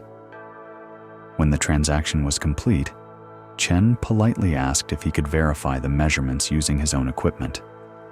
"I'm opening a restaurant," he explained with a friendly smile, "and my cook insists that I double-check all supplier measurements until I'm confident in their accuracy. I hope you don't mind. It's nothing personal, just good business practice." Yash felt a chill of apprehension, but he could not refuse such a reasonable request without arousing suspicion. He watched nervously as Chen carefully reweighed the grain using properly calibrated equipment. The discrepancy was immediately apparent. Chen's accurate scales showed that Yash had delivered nearly 3% less grain than the customer had paid for. The difference was small in absolute terms, but unmistakable when measured with precise instruments. Chen looked up from his scales with the expression of someone confirming what he had already suspected. "Interesting," he said quietly. "According to my measurements, I seem to have received somewhat less than what your scales indicated yesterday." Yash's mouth went dry. He had been caught in a deception so cleanly that denial was impossible. The evidence sat before them both, irrefutable and damning. "There must be some error," Yash managed. "Perhaps your scales are off, or mine need recalibration." "Perhaps," Chen agreed. "Shall we check?" He produced his certified calibration weights, small brass cylinders marked with official seals that indicated their accuracy had been verified by the regional trade authority. One by one, he tested Yash's scales with these standard weights. The damaged weight that Yash had been using for months showed its flaw immediately. Chen's certified standard revealed that it was indeed lighter than its marked value, exactly as Yash had known all along. "This weight is damaged," Chen observed, holding up the chipped brass cylinder. "It's delivering short measures to your customers. Surely you've noticed this problem." The question hung in the air like a blade. If Yash claimed ignorance, he was admitting to negligent operation of his business. If he admitted knowledge, he was confessing to deliberate fraud. I had noticed some inconsistency," Yash said carefully. "I was planning to replace that weight soon." "But you continued using it in the meantime?" Chen's voice remained friendly, but his eyes had grown sharp with professional interest. "Only occasionally. I tried to use the accurate weights whenever possible." "I see. And yesterday, when I made my purchase, was that one of the occasions when you chose to use the damaged weight?" Yash realized he was being led into a trap, but he could see no way to escape it. Every answer he gave only made his situation worse. "I must have used it by mistake," he said desperately. "With so many customers, sometimes I don't pay as much attention as I should to which weights I'm selecting." Chen nodded thoughtfully. "That's certainly possible. Accidents do happen in busy markets. Shall we test your other weights and measuring devices to make sure there are no additional problems?" Over the next half hour, Chen systematically examined every tool Yash used for measurement. He discovered the subtle modifications Yash had made to his measuring containers, identified the techniques Yash used to manipulate his scales, and documented each method with the thoroughness of someone who would need to present evidence to official authorities. By the end of the inspection, there could be no doubt that Yash had been systematically defrauding his customers through multiple forms of measurement manipulation. "I think we need to have a more formal conversation," Chen said finally, producing the official credentials that identified him as a trade inspector. "I am Master Chen, appointed by the regional authority to investigate reports of fraudulent trading practices. You are under formal investigation for systematic measurement fraud." The words hit Yash like physical blows. Everything he had built, his reputation, his business, his family's security, was crashing down around him in the space of a single morning. "Please," Yash whispered, "my family depends on this business. If you close my stall, they will have nothing." "You should have considered that possibility before you chose to cheat your customers," Chen replied, though not without sympathy. "Your family's welfare does not justify stealing from the people who trusted you." Word of Yash's exposure spread through the market like smoke from a fire. Other merchants gathered at a respectful distance, watching as the trade inspector continued his documentation of fraudulent practices. Customers who had purchased grain from Yash began to whisper among themselves, wondering if they had been cheated, calculating whether they should demand refunds. By afternoon, a crowd had gathered around Yash's stall. Some faces showed curiosity, others disappointment. Many displayed the particular anger that comes when a trusted person betrays that trust for personal gain. Master Chen addressed the assembled crowd with the authority of his official position. "This merchant has been systematically using damaged and manipulated measuring equipment to defraud customers. The investigation suggests this practice has been ongoing for several months, affecting hundreds of transactions." He held up the damaged weight that had started Yash's descent into dishonesty. "This weight is approximately 2% light, meaning customers who purchased grain measured with this weight received less than they paid for. Additionally, this merchant has been using measuring containers that hold less than their marked capacity and employing manual techniques to manipulate his scales." The crowd's murmur grew more hostile as the full extent of Yash's deception became clear. "What will happen to him?" someone called out. "That will be determined by the regional trade court," Chen replied. "However, I can tell you that systematic measurement fraud is considered a serious crime that undermines the trust essential to all commerce. The penalties typically include substantial fines, loss of trading privileges, and in severe cases, imprisonment." He turned to address Yash directly. "You have the right to present your case to the trade court, to explain your actions and circumstances. However, the evidence of fraudulent practices is overwhelming and well documented. I suggest you use this time to consider how you will accept responsibility for your choices and make restitution to the customers you have wronged." That evening, Yash sat in his empty stall surrounded by the scales and weights that had been sealed as evidence for his upcoming trial.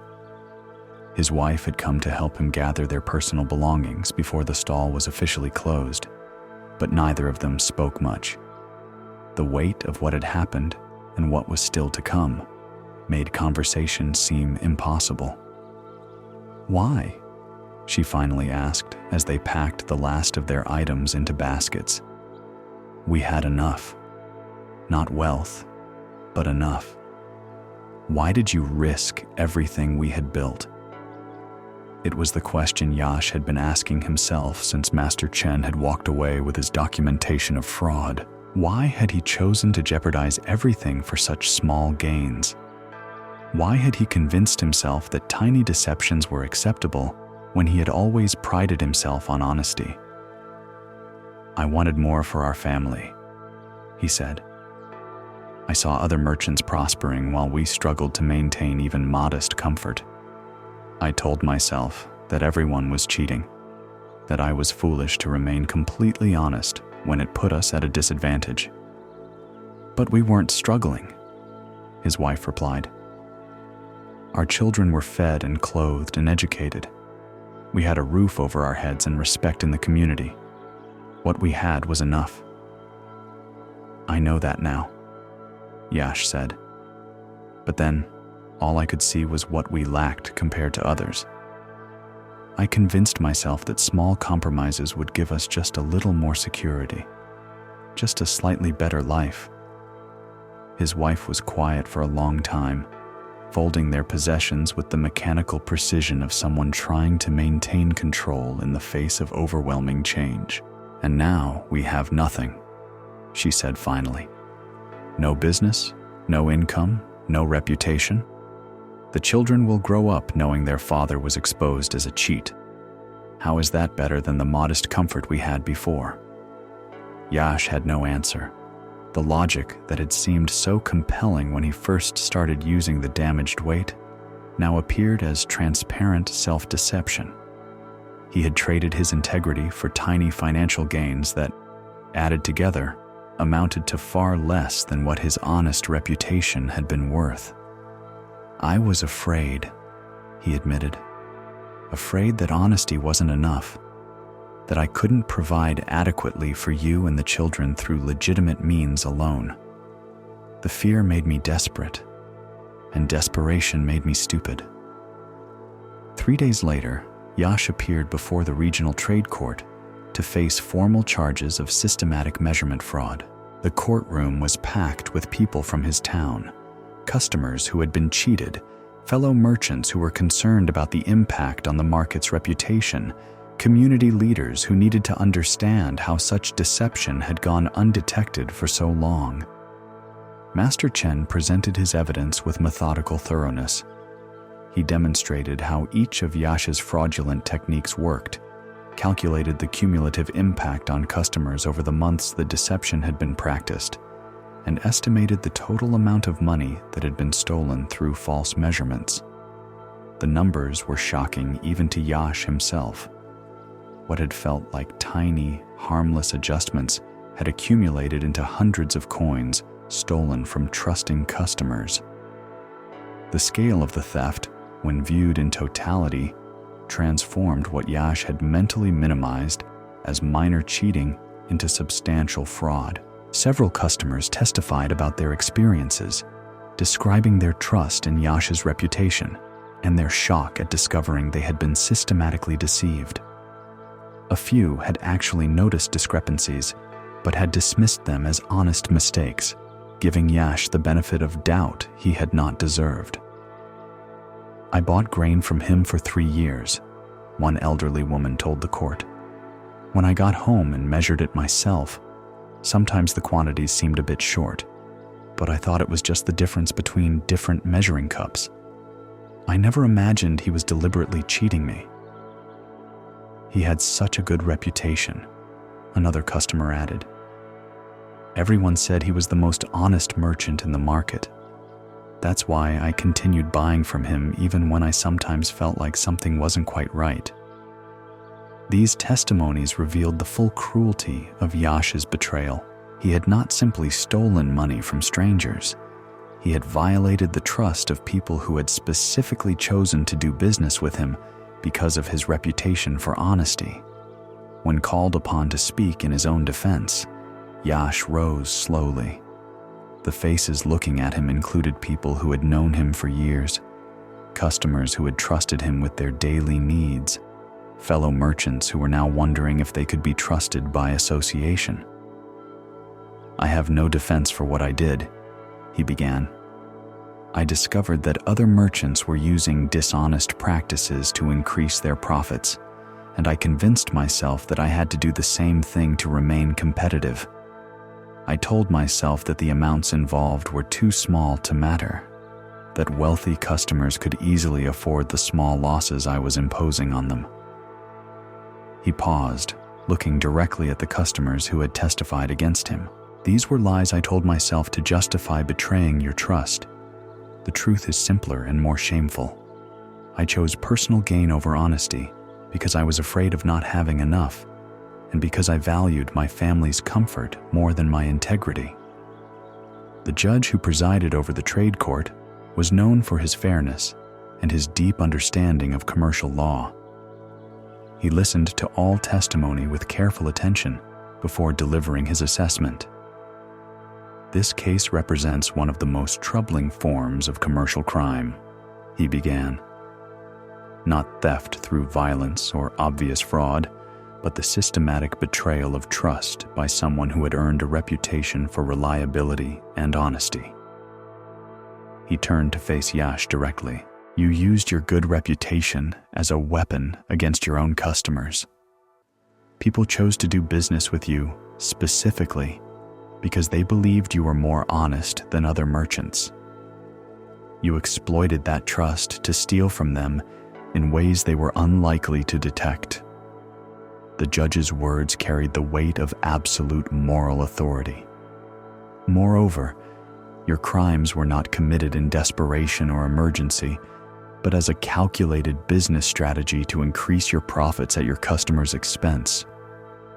You made a conscious choice to abandon the principles that had built your reputation in favor of techniques that would enrich you through deception." He paused, allowing the full weight of this assessment to settle over the courtroom. "The sentence of this court is as follows. You will pay restitution to all customers who can demonstrate they were defrauded, calculated at twice the amount stolen to compensate for the violation of trust. Your license to operate as a grain merchant is permanently revoked. You are banned from any form of commercial activity involving weights and measures for the remainder of your life." The financial penalties would consume everything Yash owned and more. But the judge was not finished. "Additionally, you will serve 6 months in the regional prison, not as punishment for theft, though that would justify imprisonment, but as a consequence of the damage your actions have done to the reputation of honest commerce in this region." The sentence was devastating, but not unexpected. Yash had known that systematic fraud would carry severe consequences if discovered. What surprised him was how little the official punishment mattered compared to the personal shame of having his dishonesty exposed to the entire community. As the guards stepped forward to escort him to prison, the judge spoke once more.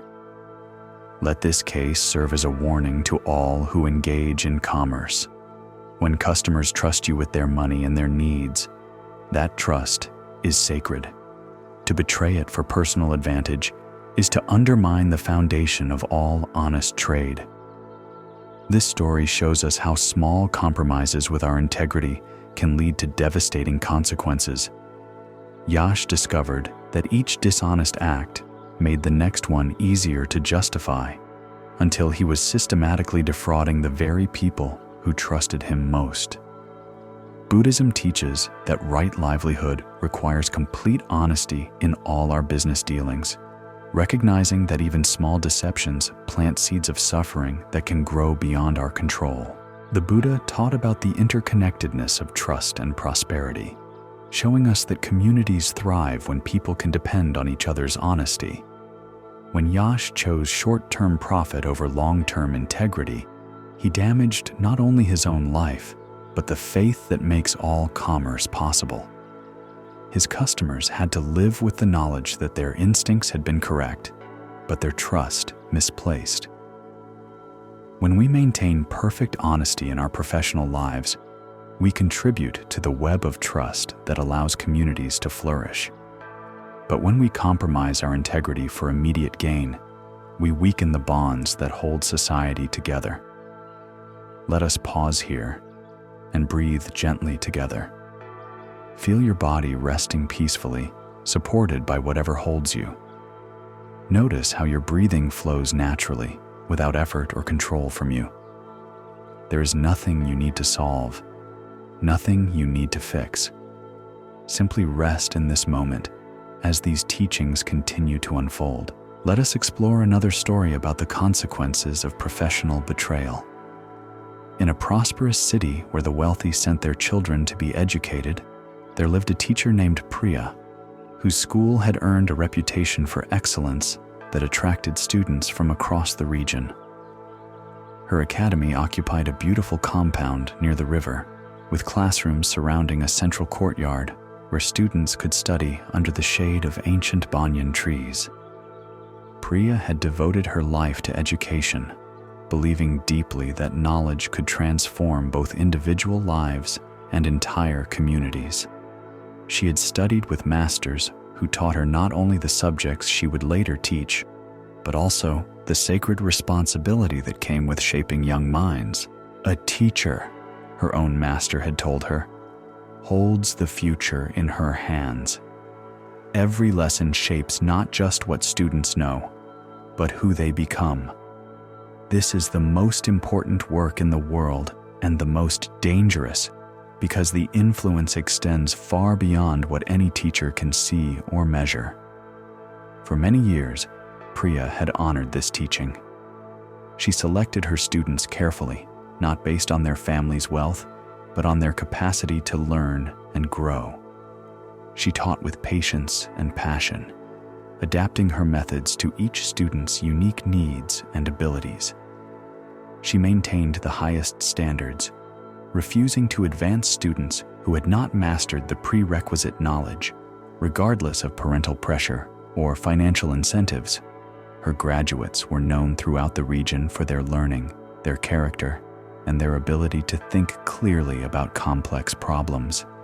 They became successful merchants, skilled craftsmen, wise administrators, and respected teachers themselves. The Academy's reputation grew with each generation of students who carried Priya's influence into their adult lives. But success brought pressures that Priya had not anticipated when she first established her school. Wealthy families began competing intensely for admission slots, offering increasingly substantial donations to secure places for their children. Some parents promised ongoing financial support if their children received favorable treatment. Others threatened to withdraw their patronage if their sons or daughters were held to the same standards as students from less influential families. At first, Priya resisted these pressures completely. She maintained her merit-based admission policies and refused to lower her academic standards for anyone, regardless of their family's status or generosity. She believed that educational integrity could not be compromised without destroying the very value that made education worthwhile. But as competition for admission intensified, Priya found herself facing increasingly difficult choices. The school's expenses had grown along with its reputation. She now employed several assistant teachers, maintained extensive libraries, and provided advanced instruction in subjects that required expensive materials and equipment. These improvements had made the education she offered significantly better, but they had also made the Academy financially dependent on tuition and donations from wealthy families. When several prominent families threatened to withdraw their support unless their children received preferential treatment, Priya realized she was facing a crisis that could destroy everything she had built.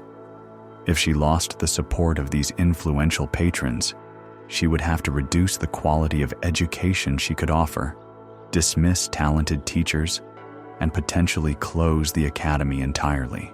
The students who would suffer most from such cuts would be the bright children from modest families whose educational opportunities were entirely dependent on the excellence of her school. Faced with this dilemma, Priya began to make small compromises that she told herself were necessary to preserve the larger mission of the Academy. The first compromise seemed relatively minor. A wealthy merchant's son who was struggling with advanced mathematics was promoted to the next level of study, despite not having mastered the prerequisite skills. Priya convinced herself that he might catch up with the more advanced material, and that his family's continued financial support would benefit all the other students in the school. The second compromise was easier to justify. A minister's daughter who had failed her examinations in philosophy was given a second chance that was not offered to students from less influential families. Priya reasoned that the girl's father's political connections could protect the school from regulatory interference. and that this protection served the interests of all her students. Each compromise made the next one easier to rationalize. Priya developed elaborate justifications for her preferential treatment of wealthy students, convincing herself that these small departures from strict fairness were necessary sacrifices to maintain the academy's overall excellence. She began grading wealthy students' work more leniently, advancing them through the curriculum faster than their mastery warranted, and providing them with assistance that was not available to their less privileged classmates. She told herself that these adjustments simply leveled the playing field, compensating for the advantages that wealth provided outside the classroom. Meanwhile, she maintained rigorous standards for students whose families could not afford to make substantial donations. These children, many of whom were more naturally gifted than their wealthy classmates, faced higher expectations and received less individual attention because Priya felt she could not risk offending paying families by showing favoritism towards scholarship students. This system created two different educational experiences within the same academy. Wealthy students received gentle guidance, multiple opportunities to succeed, and advancement based as much on their family's status as on their academic achievement. Poor students faced demanding standards, limited support, and advancement based strictly on merit. For several years, this dual system seemed to work. The academy's financial situation improved as wealthy families competed to provide donations in exchange for favorable treatment of their children. Priya was able to expand the school's facilities, hire additional teachers, and offer more advanced courses. But the educational consequences of her compromises gradually became apparent to everyone except Priya herself. Students who had been advanced beyond their abilities struggled with material they had not been prepared to master. Wealthy children who had been protected from the consequences of poor study habits developed attitudes of entitlement that made them difficult to teach effectively. The overall intellectual atmosphere of the academy declined as standards became inconsistent and success became more dependent on family status than academic achievement. More seriously, the students themselves began to understand the system Priya had created. They noticed which classmates received extra help, whose mistakes were overlooked, who was held to higher or lower standards. This awareness poisoned the learning environment with resentment, cynicism, and the knowledge that merit was not the primary factor determining success. The crisis that exposed Priya's compromised system began with a dispute over the academy's most prestigious honor. Each year, the school awarded a special recognition to the graduating student who had demonstrated the highest combination of academic achievement, character, and intellectual growth during their time at the academy. This honor was highly valued because recipients traditionally received recommendations that secured them positions with the region's most respected scholars, administrators, and business leaders. By any objective measure, the recipient should have been Arjun, a student from a modest farming family who had earned admission through exceptional academic ability. Despite having to work part-time to help support his family's household, Arjun had consistently outperformed his classmates in every subject. His essays were brilliant, his mathematical skills were extraordinary, and his character was beyond reproach. But Arjun's family could afford only the basic tuition, with no possibility of additional donations. His father was a simple farmer whose respect in the community came from his integrity and hard work, rather than his wealth or political connections. The clear alternative candidate was Vikram, son of one of the city's wealthiest merchant families. Vikram was intelligent and had received an excellent education, but his academic performance had been consistently average. More problematically, he had developed the arrogant attitudes that often afflict young people who have been protected from the consequences of their failures. under the merit-based system Priya had originally established, there would have been no contest. Arjun's superior academic achievement and character would have made him the obvious choice for the Academy's highest honor. But Vikram's family had been among the school's most generous supporters. They had funded the construction of the new library, contributed to the salaries of several teachers, and provided scholarships that allowed other students to attend the academy. Moreover, Vikram's father had political connections that could significantly benefit the school's future development. The family had never explicitly demanded special treatment for their son, but their expectations were clear. They had invested heavily in the academy with the understanding that this investment would benefit their child's educational outcomes. Priya found herself facing a choice that would reveal the true nature of what her school had become. She could award the honor to Arjun, recognizing genuine merit and maintaining the integrity of her educational mission.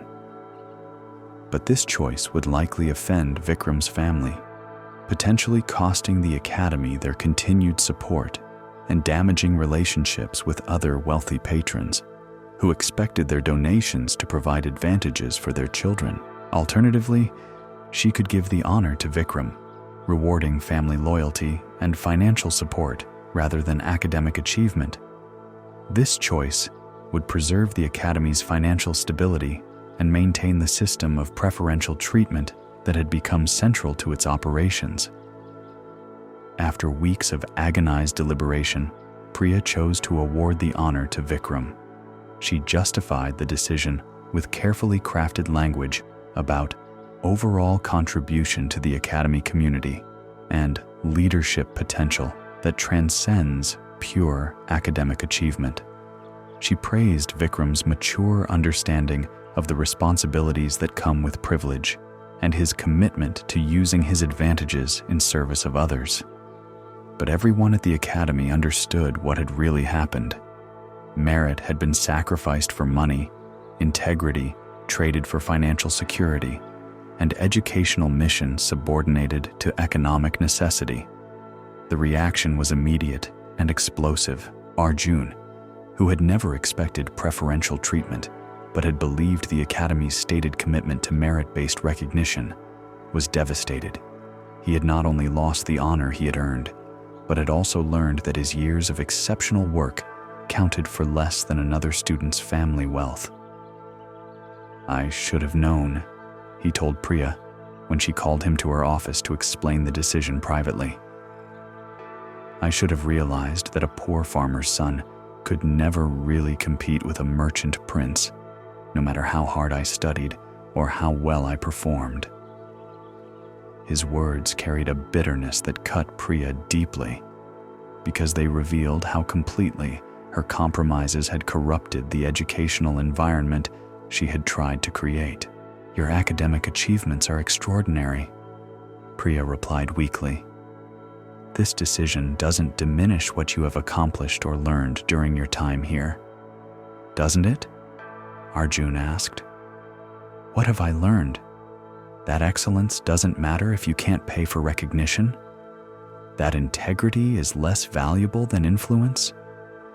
That the teachers who preach about merit and character are as corrupt as everyone else when money is involved?" The other students' reactions were equally damaging to the academy's reputation and mission. The wealthy students understood that they could succeed regardless of their effort or achievement, as long as their families maintained their financial support. This knowledge removed much of their motivation to work hard or take their studies seriously. The scholarship students realized that their academic excellence would never be fairly recognized or rewarded, no matter how much they achieved. Many became cynical and resentful, while others simply gave up trying to compete in a system they now understood was rigged against them. Word of the controversial award decision spread beyond the academy to the broader community.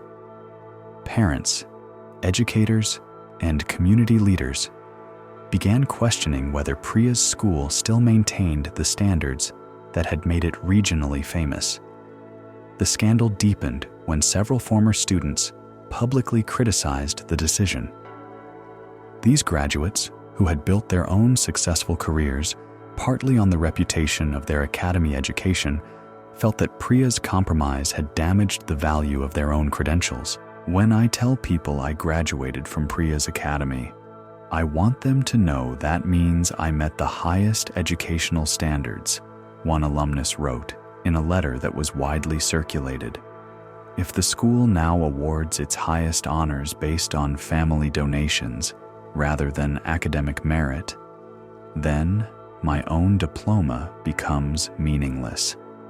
The crisis reached its peak when 3 of the academy's most respected teachers resigned in protest. These educators had been attracted to the school by its reputation for integrity and excellence. They had accepted lower salaries than they could have earned elsewhere because they believed in the academy's educational mission. Discovering that this mission had been compromised for financial considerations made their continued employment feel like participation in fraud. I cannot continue teaching in an institution where academic achievement is subordinated to economic considerations, one departing teacher explained in her resignation letter. Education without integrity is not education at all. It is simply expensive training in how to maintain social and economic privilege. The loss of these talented teachers further damaged the academy's reputation and operational capacity. Replacing them with educators of similar quality proved difficult, partly because the school's compromised reputation made it less attractive to principled teachers. But the most devastating consequence was the impact on students' trust in the educational process itself. Young people who had believed their teachers' lessons about the importance of hard work, integrity, and merit-based achievement suddenly discovered that these principles were applied selectively based on economic considerations. This revelation created a cynicism that extended far beyond their feelings about the academy to their understanding of how society itself functioned. Why should I work hard if success depends on who my parents are, rather than what I achieve? One student asked during a particularly difficult class discussion about the controversy. What's the point of developing character if wealth and connections matter more than integrity? Another added. These questions revealed the full scope of the damage Priya's compromises had inflicted. She had not only corrupted her own institution, but had also taught an entire generation of students that merit and integrity were less important than money and influence.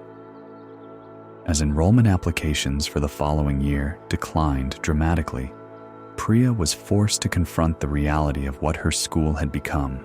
Parents who valued genuine education began seeking alternatives for their children, unwilling to pay for instruction at an academy where academic standards had been compromised. Even some wealthy families withdrew their support, recognizing that an education without integrity would not truly benefit their children's development. The academy that had once attracted students from across the region because of its excellence now struggled to fill its classrooms with local children whose parents had few other options. Let us pause here and breathe gently. Feel how your body rests, completely supported. Notice your breath flowing naturally, requiring no effort from you. Your shoulders can soften, your jaw can release. There is nothing you need to accomplish, nothing you need to solve. Simply be present as these ancient teachings continue to unfold. Facing the collapse of everything she had spent her life building, Priya was forced to examine honestly how her small compromises had led to such devastating consequences. She had begun with the noble intention of preserving her school's ability to provide excellent education to deserving students.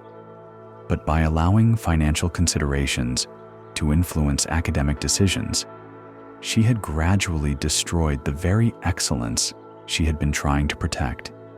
Each compromise had made the next one easier to justify, until she was operating an institution that contradicted everything she had once believed about the purpose and value of education. She had become a merchant of credentials rather than a teacher of knowledge, selling recognition to the highest bidders rather than awarding it to the most deserving students. The realization of what she had become filled Priya with a shame so deep, it felt like a physical weight in her chest. She had not only betrayed her own principles, but had also corrupted the education of hundreds of students who had trusted her to provide them with honest assessment and fair treatment. Most painfully, she had taught these young people that integrity was negotiable, that merit was less important than money, and that even institutions dedicated to higher purposes would ultimately prioritize profit over principle when faced with financial pressure. The night after the last of her respected teachers submitted their resignations, Priya sat alone in the Academy's library, surrounded by the books that represented humanity's accumulated wisdom about education, character, and the pursuit of knowledge. In that quiet space, she made a decision that surprised even herself. She would close the Academy permanently rather than continue operating it as a corrupted version of what it had once been. The decision meant giving up her life's work, her source of income, and her identity as an educator. It would disappoint the students who still wanted to attend despite the recent scandals, and it would eliminate the educational opportunities the school provided, however compromised they had become. But continuing to operate the Academy in its current form would only cause more damage to future students, to the community's understanding of educational integrity, and to her own soul. The announcement of the Academy's closure created shockwaves throughout the region. Parents scrambled to find alternative schools for their children. Teachers sought new positions. Community leaders debated what the loss of the institution meant for their city's educational future. Some people praised Priya for having the integrity to close a corrupted institution rather than continue operating it dishonestly. Others criticized her for abandoning her responsibilities to current students and the broader community. But for Priya herself, the decision brought a peace she had not felt in years. She was finally acting in accordance with her deepest values, even though doing so came at enormous personal cost. In her final address to students and parents, Priya spoke with an honesty that had been missing from her communications during the years of compromise. "I have discovered that I am not worthy of the trust that education requires," she said simply. "I allowed financial pressures to corrupt my judgment and compromise the integrity of this institution. Rather than continue betraying the sacred responsibility of teaching, I am closing the Academy permanently." The admission was devastating but necessary. It acknowledged the full scope of her failure while taking complete responsibility for the consequences of her choices. "Education without integrity is not education at all," she continued. "It is merely expensive training in how to maintain social advantages through dishonest means. I will not continue to participate in such corruption, even though my refusal means losing everything I have worked to build." Some students and parents accepted this explanation with respect for her honesty. Others remained angry about the disruption to their educational plans and the loss of the opportunities the Academy had provided. But Arjun, the student who had been denied the honor he had earned, approached Priya after her final address with words that offered a glimpse of redemption. "Thank you," he said quietly. "You taught me something more valuable by closing the school than you could have by keeping it open. You showed me that integrity is possible, even when it costs everything we value."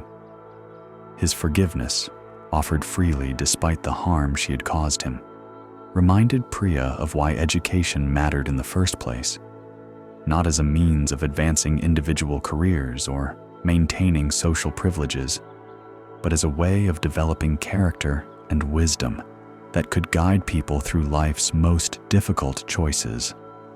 This story shows us how the gradual compromise of our principles can corrupt even our most sacred responsibilities. Priya discovered that each small betrayal of her educational mission made the next one easier to justify, until she was operating an institution that contradicted everything she had once believed about the purpose of learning. Buddhism teaches that right livelihood requires maintaining our integrity even when faced with financial pressure, recognizing that some prices are too high to pay for material security. When Priya allowed wealthy families to purchase favorable treatment for their children, she not only betrayed individual students, but also corrupted an entire generation's understanding of merit and fairness. The Buddha taught about the far-reaching consequences of our actions, showing us that what we do in positions of authority affects not only those directly under our care, but also the broader community's trust in justice and integrity. When teachers, merchants, or other professionals compromise their standards for personal advantage, they weaken the foundations of social cooperation that allow communities to thrive. When we maintain unwavering commitment to our principles, even at great personal cost, we contribute to the web of trust and integrity that makes civilization possible. But when we trade our values for immediate benefits, we plant seeds of cynicism and corruption that can grow for generations. We have traveled far together tonight, exploring how small compromises can lead to devastating consequences. We met Sunil the cart maker who concealed a dangerous flaw and learned that a moment's deception can cost a life. We discovered how Basanti the matchmaker's pursuit of profit poisoned dozens of marriages, including one that ended in tragedy. We saw Devak, the ferryman, gradually abandon his safety standards until an elderly woman drowned in the river. We witnessed Yash, the grain merchant, systematically cheat his customers until his fraud was exposed. And we observed how Priya, the teacher's compromise of educational integrity, corrupted an entire generation's understanding of merit and fairness. All of these teachings point to the same profound truth. When we hold positions of trust and responsibility, even the smallest betrayals of that trust can create suffering far beyond what we can see or imagine. The cart maker's wheel becomes the merchant's fate. The matchmaker's greed becomes the bride's despair. The ferryman's compromise becomes the passenger's death. The merchant's deception becomes the customer's loss of faith. The teacher's favoritism becomes the student's cynicism about justice itself. In your own life, you may find yourself facing similar pressures and temptations. The fear of losing income, the desire to provide better for your family, the frustration of watching less scrupulous competitors prosper while you struggle with integrity. These are the universal human experiences that can gradually erode our commitment to doing what is right. But the Buddha's teaching offers us a different path. When we understand that our actions create ripples extending far beyond our immediate vision, we can find the strength to choose integrity even when it costs us dearly.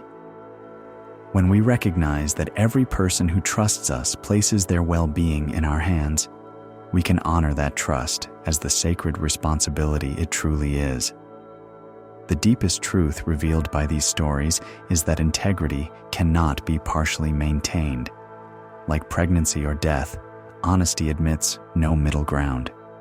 We are either committed to truth in all our dealings, or we have opened the door to corruptions that will grow beyond our control. Let your body rest now, settling deeper into whatever supports you. Feel how your breathing flows naturally without effort or attention from you. Your ribs can expand and soften. Your shoulders can release completely. There is nothing you need to understand, nothing you need to remember. These teachings work within you like seeds planted in good soil, growing in their own time toward wisdom and compassion. Allow your jaw to soften, your eyes to rest closed or nearly closed. Feel how the earth holds you, how the air surrounds you with exactly what you need. You are safe here in this moment, safe to let go of all effort and concern. Everything is complete as it is. You are already home. Simply rest, let go, sleep well, and thank you for joining us at Sleepy Monk. In the months that followed, word of Priya's decision to close her academy rather than continue operating it dishonestly spread throughout the region like ripples from a stone dropped in still water. Her choice sparked conversations in markets, temples, and family courtyards about the nature of integrity and the price of maintaining one's principles in a world that often seemed to reward compromise. Some praised her courage in choosing honesty over profit. Others questioned whether she had abandoned her responsibilities to the students and community who depended on her institution. But all agreed that her decision represented something rare, a person in authority who had chosen to sacrifice everything rather than continue betraying the trust placed in her. Among those most affected by Priya's example was a young man who had been watching these events unfold with particular interest. His name was Kavi, and he had recently inherited his family's wholesale trading business after his father's unexpected death from a fever that swept through the city that autumn. The business was substantial, dealing in cloth, spices, and precious metals that were transported between the coastal ports and the mountain kingdoms. Kavi's father had been known throughout the merchant community as a man of absolute integrity. His word was considered as binding as any written contract. His assessments of quality and value were trusted even by competitors, and his business practices were so scrupulously honest that other merchants used his name as a standard of ethical conduct. "Let us trade like Mohan," they would say, when agreeing to deals based on mutual trust rather than complex legal documents. But this reputation for integrity, while morally admirable, had not made Mohan wealthy. His insistence on fair dealing, honest pricing, and complete disclosure of any flaws in his merchandise meant that his profit margins remained modest. Other traders who were willing to cut corners, misrepresent quality, or take advantage of customers' inexperience often accumulated wealth much faster. When Kavi inherited the business at the age of 25, he also inherited the choice between continuing his father's ethical approach or adopting the more profitable methods he observed in other successful merchants. Initially, he attempted to maintain his father's standards while gradually introducing small efficiencies that would improve profitability without compromising integrity. He negotiated harder with suppliers, streamlined transportation costs, and expanded into new markets where his family's reputation for honesty commanded premium prices. These legitimate business improvements showed promise, but they also revealed how slowly honest commerce accumulated wealth compared to the methods employed by less scrupulous competitors. The pressure to compromise intensified when Kavi fell in love with Mira, the daughter of a prosperous goldsmith whose family expected any suitor to demonstrate substantial wealth and social position. Mira herself cared little for material luxury, but her parents had made clear that they would not approve a marriage unless Kavi could provide the comfortable lifestyle they considered appropriate for their daughter. "Love is not enough to sustain a marriage," Mira's father told Kavi during their formal discussion of the proposed union. "A husband must prove he can provide security and status that reflect well on both families. Your reputation for honesty is admirable, but honesty alone does not pay for household expenses or children's education." The goldsmith's requirements were not unreasonable by the standards of their community, but meeting them would require Kavi to dramatically increase his income within a relatively short time.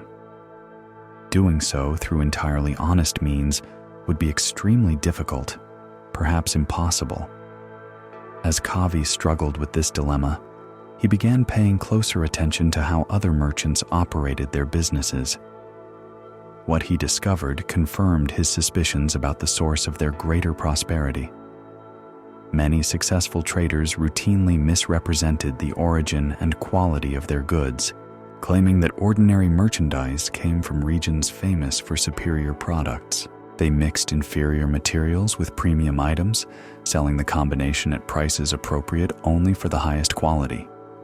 They took advantage of customers' limited knowledge to sell common goods as rare specialties. These practices were widespread and generally accepted as normal business strategy rather than outright fraud. Customers expected some degree of exaggeration in merchants' claims, and most traders justified their deceptions as harmless embellishments rather than serious violations of trust. Kavi found himself facing the same fundamental choice that had confronted all the characters in our previous stories: maintain complete integrity and accept the limitations it imposed, or begin making small compromises that might solve his immediate problems but would gradually corrupt his character and business practices. The turning point came when he was offered an opportunity that seemed almost too good to refuse. A ship captain from the southern ports arrived with a cargo of silk that had been damaged during transport. Heavy rains had soaked several bales, creating water stains that significantly reduced the cloth's value. The captain needed to sell quickly before continuing his journey and was willing to accept a substantial discount to avoid carrying the damaged goods to other markets.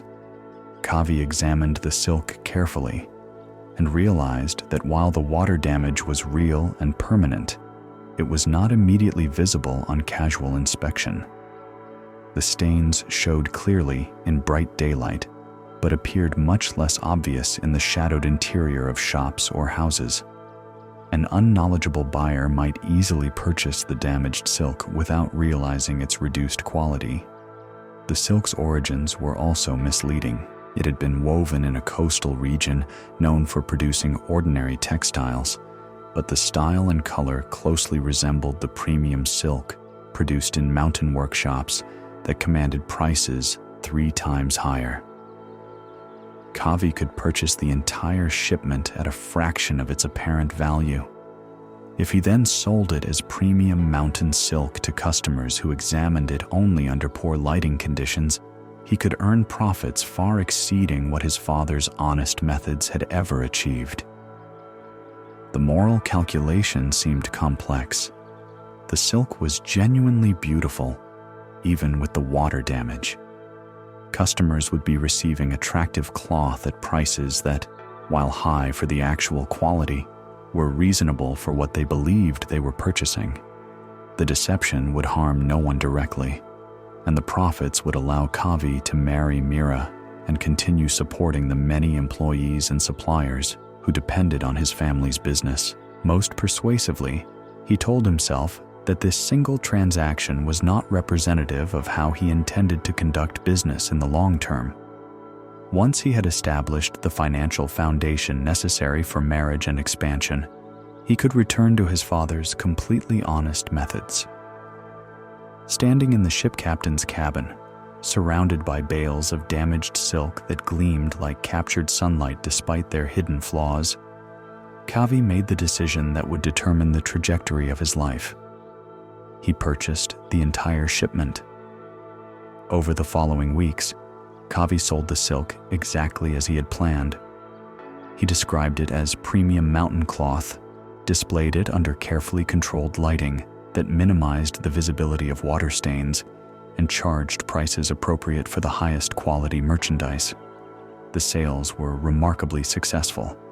Customers praised the beauty of the cloth and the reasonableness of Kavi's prices compared to other merchants dealing in similar goods. Several wealthy families placed large orders for wedding celebrations and festival clothing.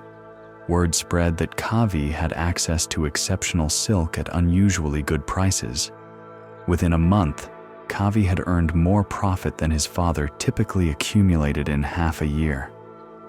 The financial foundation for his marriage to Mira was secured, and the success attracted new customers who were eager to purchase from a merchant who seemed able to offer premium goods at competitive prices. But the psychological foundation for continued deception had also been established. The transaction had been so successful and so apparently harmless that Kavi's resistance to future compromises was significantly weakened. He had proven to himself that careful misrepresentation could produce substantial benefits without obvious negative consequences. When the next opportunity for profitable deception arose, Kavi found it much easier to justify than the first had been. A spice merchant offered him a large quantity of common pepper that had been mixed with small amounts of the rare mountain pepper that commanded premium prices. The mixture contained perhaps 10% genuine mountain pepper, but could be sold as pure mountain spice if the seller was willing to make that claim. Kavi convinced himself that since the mixture did contain some genuine mountain pepper, describing it as mountain spice was technically accurate, even if misleading about the proportions involved. He purchased the mixed pepper and sold it at premium prices, describing it simply as authentic mountain pepper, without specifying the purity. Each successful deception made the next one easier to rationalize. Kavi developed increasingly sophisticated justifications for his misrepresentations, convincing himself that he was simply being creative in his marketing, rather than fundamentally dishonest in his business practices. He began describing ordinary goods using language that implied premium origins, without explicitly making false claims. He developed display techniques that highlighted favorable characteristics while concealing flaws. He learned to assess customers' knowledge levels and adjust his sales approach accordingly, providing accurate information to knowledgeable buyers while allowing less experienced customers to make incorrect assumptions. These methods proved so profitable that Kavi was able to marry Mira in a lavish ceremony that impressed both families and the broader merchant community. He expanded his business operations, hired additional employees, and established trading relationships that brought exotic goods from distant regions. His success attracted admiration and respect from other merchants, who began seeking his advice about business strategies and market opportunities. Kavi found himself invited to join the Merchant Guild's governing council, where his apparent prosperity and his father's remembered reputation for integrity combined to give him significant influence over commercial policies. But success built on deception creates vulnerabilities that honest merchants do not face. The crisis that would expose Kavi's dishonest practices began with a customer who possessed more knowledge than Kavi had realized. Master Liu was a textile expert employed by the royal court to assess the quality and value of fabrics used in ceremonial garments. His expertise was so respected that his certifications were accepted throughout the kingdom as definitive judgments of textile quality and authenticity. Master Liu arrived at Kavi's shop seeking silk for a royal commission, ceremonial robes for the king's eldest son, who was to be formally recognized as heir to the throne. The garments would be worn during public ceremonies witnessed by thousands of people and would become part of the royal treasury's permanent collection. For such an important purpose, only the finest materials were acceptable. Master Liu explained that he needed silk of verified mountain origin, with documentation proving its authenticity and quality sufficient for royal use. Kavi's reputation for offering premium goods at reasonable prices had brought this prestigious opportunity to his attention, but he had no genuine mountain silk in his current inventory. His most recent acquisitions were the same type of misrepresented coastal silk that had launched his career in deception. Faced with the choice between admitting he could not fulfill the order or attempting to deceive one of the kingdom's foremost textile experts, Kavi chose to gamble on his ability to convince Master Liu that his coastal silk was genuine mountain cloth. The decision was extraordinarily risky, but the potential rewards seemed worth the danger. A successful sale to the royal court would establish Kavi's reputation at the highest levels of society and probably lead to additional prestigious commissions. The profits alone would secure his family's prosperity for years. Kavi presented his best coastal silk as premium mountain cloth, providing Master Lu with a detailed story about its origins and the craftsman who had woven it. He displayed the fabric under carefully controlled lighting that minimized any visible flaws, and quoted prices appropriate for the finest mountain textiles. Master Liu examined the silk with the trained eye of someone who had spent decades studying the subtle characteristics that distinguished authentic premium textiles from clever imitations. He tested the fabric's weight, flexibility, and color consistency. He examined the weaving patterns under magnification. He assessed the silk's response to different lighting conditions. Within minutes, he had identified the fabric's true origins and quality level. "This is coastal silk," Master Lu said quietly, his voice carrying the authority of absolute expertise. "Well-made coastal silk, but certainly not mountain cloth. The weaving pattern is wrong. The fiber characteristics are inconsistent with mountain production methods, and there are treatment marks that indicate coastal processing techniques." Kavi's mouth went dry. He had been caught in a deception so clearly that denial was impossible. "There must be some mistake," he managed.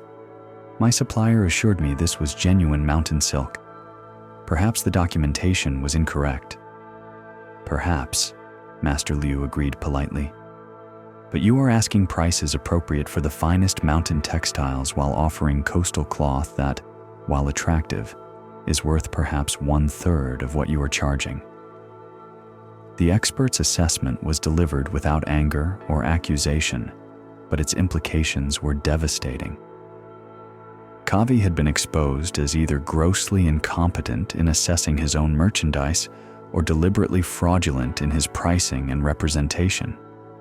"I should examine your documentation more carefully," Master Liu continued, "and perhaps test some of your other premium textiles to determine whether this is an isolated error or part of a pattern." Over the next hour, Master Liu systematically examined Kavi's entire inventory of supposed premium goods. His expertise revealed the true origins and quality of everything in the shop, exposing the systematic misrepresentation that had made Kavi's recent prosperity possible. The coastal silk masquerading as mountain cloth, the mixed spices sold as pure premium varieties, the common metals described as rare alloys, the ordinary craftsmanship presented as work by famous artisans. Every major item in Kavi's inventory was revealed to be something other than what its price and description claimed. "I have seen many merchants who occasionally misrepresent their goods," Master Liu said finally. "But your entire business appears to be built on systematic deception. You are not simply making errors in assessment, you are deliberately defrauding your customers." The accusation hung in the air between them like a blade. Kavi realized that his years of gradual compromise had led him to this moment of complete exposure by someone whose authority could not be questioned or challenged. "I can explain," Kavi began desperately. "There have been some misunderstandings with suppliers, some documentation that was not as accurate as I believed." "Can you?" Master Liu interrupted gently. "Can you explain why every premium item in your inventory is misrepresented in ways that increase its apparent value? Can you explain why your pricing consistently reflects the characteristics you claim rather than the actual quality I can observe?" Kavi had no explanation that would not amount to a confession of deliberate fraud. Master Liu continued his examination with the thoroughness of someone who would need to provide detailed testimony to official authorities. He documented each misrepresentation, calculated the difference between claimed and actual value, and assessed the scope of the deception. "I am required to report systematic commercial fraud to the trade authority," he said finally. "Your practices constitute a serious crime that undermines trust in all legitimate commerce. The royal court cannot do business with merchants who engage in such deception. As Master Liu departed with his documentation of fraud, Kavi realized that everything he had built through years of careful deception was about to collapse around him. The investigation that followed was swift and thorough. The trade authorities' inspectors, guided by Master Liu's expertise, examined Kavi's business records, interviewed suppliers and customers, and documented the systematic nature of his fraudulent practices. The scope of the deception was staggering. Over 3 years, Kavi had defrauded hundreds of customers of thousands of coins through consistent misrepresentation of goods and quality. His false claims had affected everyone from wealthy merchants to ordinary families saving money for special occasions. The personal testimonies were particularly damaging to Kavi's reputation and legal position. A young couple had purchased what they believed was premium silk for their wedding ceremony, spending their entire savings on cloth that proved to be worth less than half what they had paid. An elderly woman had bought spices she thought were genuine mountain varieties for her daughter's wedding feast, only to discover she had paid premium prices for common seasonings. A merchant who had trusted Kavi's reputation to supply goods for his own business had been embarrassed when his customers complained about receiving inferior quality merchandise at premium prices. These individual stories revealed the human cost of Kavi's systematic deception. He had not simply committed abstract commercial fraud. He had betrayed the trust of people who had chosen to do business with him based on his father's reputation for integrity. When called before the trade court to answer charges of systematic fraud, Kavi faced a courtroom filled with people whose lives had been affected by his dishonesty, customers who had been cheated, fellow merchants whose reputations had been damaged by association, suppliers who had been implicated in his deceptive practices. The evidence against him was overwhelming and undeniable. Master Liu's expert testimony established the systematic nature of the fraud. Business records showed the pattern of misrepresentation over time. Customer testimony revealed the human impact of the deception. When asked to explain his actions, Kavi found himself confronting the same choice that had faced all the other merchants in our stories: attempt to minimize his responsibility or accept the full weight of what he had done. "I began with a single compromise," he said finally. "I told myself it was a temporary solution to immediate financial pressures, that I would return to honest practices once I had established a secure foundation for my business and marriage." He looked around the courtroom at the faces of people he had deceived. But each deception made the next one easier to justify.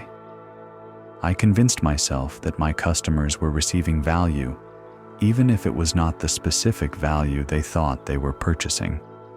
I told myself that everyone expected some exaggeration in merchants' claims, that my practices were normal business strategies rather than outright fraud."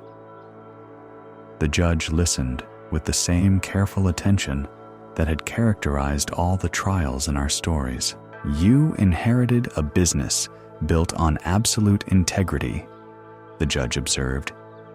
"Your father's reputation was so strong that customers trusted you completely based on their experience with his honesty. You used that inherited trust as a weapon against the very people who honored your family's name." The assessment was devastatingly accurate. Kavi had not built his own reputation for integrity. He had inherited it from his father and then systematically betrayed it for personal gain. Moreover, the judge continued, "Your deceptions were not random or opportunistic. They formed a systematic pattern designed to extract maximum profit from customers' trust and limited knowledge. You deliberately targeted people who were least able to detect your fraud." The judge's words revealed the full scope of Kavi's betrayal of both individual customers and the broader commercial community. The sentence of this court reflects not only the financial damage you have caused, but also the assault on commercial trust that makes all honest trade possible. You will make full restitution to all customers who can demonstrate they were defrauded. Your trading license is permanently revoked. You are banned from any form of commercial activity for the remainder of your life. The sentence was complete professional destruction, but the judge was not finished. Additionally, you will serve 3 years in prison, not merely as punishment for theft, but as a consequence of the damage your systematic deception has inflicted on our community's ability to trust in honest commerce. As the guards stepped forward to escort Kavi to prison, his wife Mira approached him with tears in her eyes. "I would have married you without the money," she whispered. "I would have been happy with a simple life built on honest work. You sacrificed everything we truly valued to gain things we never really needed." Her words carried more weight than the court's sentence because they revealed the terrible irony of his choices. He had compromised his integrity to gain the wealth he thought necessary for happiness, only to discover that the happiness had been possible without the wealth, but impossible without the integrity. That night, in his prison cell, Kavi lay awake thinking about the chain of choices that had brought him to this place. Each decision had seemed reasonable at the time, each compromise justified by circumstances and pressures that had felt overwhelming in the moment. But viewed as a whole, his path revealed a clear pattern: the gradual abandonment of the principles that had made his life meaningful in favor of short-term advantages that ultimately proved worthless. He had inherited not just a business, but a legacy of trust and integrity that had been built over generations. In 3 years of systematic deception, he had destroyed what his family had spent decades creating, and had done so for gains that now seemed trivial compared to what had been lost.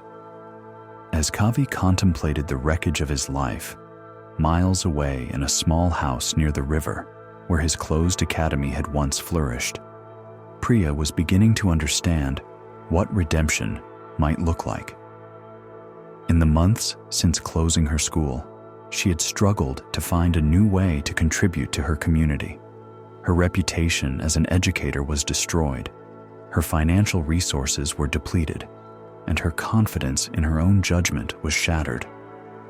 But gradually, through small acts of service that required no credentials or authority, Priya began to discover how integrity could be rebuilt from the foundation upward. She volunteered to teach reading to adults who had never had the opportunity for formal education. These students, farmers, laborers, elderly people who had spent their lives working with their hands, brought a hunger for knowledge that reminded Priya of why she had become a teacher in the first place. Unlike the wealthy children who had attended her academy, these students had no expectation of special treatment or guarantee of success. They came to learn for the pure joy of understanding, asking for nothing except honest instruction and fair assessment of their progress. Working with these eager learners, Priya rediscovered the sacred nature of education that she had lost during her years of compromise. She remembered that teaching was not about managing wealthy families or maintaining institutional prosperity. It was about the magical moment when understanding dawned in a student's mind. "You explain things so clearly," one elderly farmer told her after mastering a particularly difficult concept. "I never thought someone like me could understand such ideas, but you make them seem simple." His gratitude reminded Priya that the true reward of teaching came not from prestige or payment, but from the privilege of helping human minds expand and grow. As word spread about Priya's volunteer teaching, more adults began seeking her help. She found herself working longer hours for no payment than she had ever worked at her prestigious academy, but the satisfaction was deeper and more genuine than anything she had experienced during her years of compromise. The students she taught began to change their own communities in small but meaningful ways. A weaver who learned to calculate more precisely improved the quality and efficiency of his work. A merchant who mastered basic accounting discovered errors that had been costing him money for years. A mother who learned to read began teaching her own children, passing the gift of literacy to the next generation. These ripples of positive change reminded Priya that education's true value lay not in maintaining social advantages or accumulating credentials, but in expanding human capacity for understanding and wisdom. One evening, as Priya was helping a group of students work through a challenging lesson, she was surprised to see a familiar face among the learners. It was Arjun, the brilliant student who had been denied the honor he had earned at her academy because his family could not compete with wealthier patrons' donations. "What brings you here?" Priya asked after the lesson had ended and the other students had departed. "I heard about the work you are doing," Arjun replied. "Teaching people who want to learn rather than people who expect to be rewarded regardless of their effort. I wanted to see what honest education looked like." His words carried no bitterness, only curiosity, and perhaps the beginning of forgiveness. "I have been thinking about what you said when you closed the academy," Arjun continued, "about choosing integrity even when it costs everything we value. I realized that you taught me something more important by making that choice than you could have by giving me the honor I had earned." Priya felt tears forming in her eyes as she understood what Arjun was offering her. "You showed me that redemption is possible," he said simply, "that people can choose to return to their principles even after betraying them, even when doing so requires enormous sacrifice." "I destroyed the education of hundreds of students," Priya replied, "including yours. How can that be redeemed?" "By doing what you are doing now," Arjun said, "by remembering that education is about expanding minds, not managing money, by teaching people who come to learn rather than people who come to purchase credentials." He paused, looking around at the simple room where they held their lessons, so different from the ornate academy that had once been Priya's pride. "I want to help," he said. "I want to teach alongside you, to show other young people that learning matters more than wealth, that character is more valuable than connections." Arjun's offer of partnership represented something Priya had not dared to hope for: the possibility that her failures could become the foundation for something better than what she had originally built. Together, they began to develop a new approach to education, one that prioritized genuine learning over social advancement, that measured success by the growth of understanding rather than the accumulation of privileges. Their informal school attracted students who valued substance over status, young people from modest families who hungered for knowledge, older adults who had been denied educational opportunities in their youth, anyone who sought wisdom for its own sake rather than as a means to worldly advantage.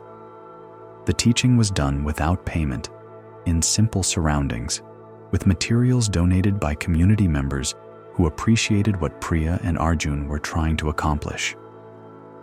But the education they provided was more honest and more meaningful than anything offered by institutions focused primarily on profit and prestige. Word of their work spread gradually, carried by students whose lives had been genuinely transformed by what they had learned. Other teachers who had become disillusioned with commercialized education began joining their efforts. Community members offered support in the form of books, space, and encouragement. What emerged was not a replacement for Priya's original academy, but something entirely different. A demonstration that education could be both excellent and ethical, that learning could thrive without corruption, that integrity and effectiveness were not opposing forces, but complementary aspects of the same commitment to truth. Years later, when scholars studied the educational reforms that had swept through the region, they would trace their origins to a teacher who had chosen to destroy her own corrupt institution rather than continue operating it dishonestly, and to her partnership with a student who had been denied recognition but had gained something more valuable than any honor: the understanding that character matters more than credentials. But the most profound redemption was yet to come. On a morning when spring rains had filled the river and the air carried the scent of new growth, an old man appeared at the simple school where Priya and Arjun taught their eager students. He walked slowly, leaning on a wooden staff, his clothes marking him as someone who had traveled far on foot. His face was weathered by years of exposure to sun and wind, but his eyes held a clarity that suggested inner peace rather than worldly success. "I have heard about the work being done here," he said when Priya greeted him. "Teaching for the love of wisdom rather than the pursuit of profit. I wanted to see if such a thing was truly possible in our age." There was something familiar about the old man's voice and manner, but Priya could not immediately place where she might have encountered him before. "You are welcome to observe," she said. "We have nothing to hide and much to share." The old man sat quietly in the corner of their simple classroom, listening as Priya and Arjun guided their students through discussions of mathematics, philosophy, and literature. He watched as wealthy and poor students worked together without distinction, as learning proceeded according to merit rather than ability to pay, as questions were encouraged, and honest mistakes were treated as opportunities for growth. At the end of the day, after the students had departed, the old man approached Priya with an expression of deep satisfaction. "You have remembered what teaching truly means," he said softly. "You have rediscovered that education is not about creating advantage for the privileged, but about expanding the capacity of all minds to understand and grow." "We are still learning," Priya replied honestly, "still discovering how to serve wisdom rather than wealth." The old man smiled, and in that smile, Priya suddenly recognized something that made her heart stop.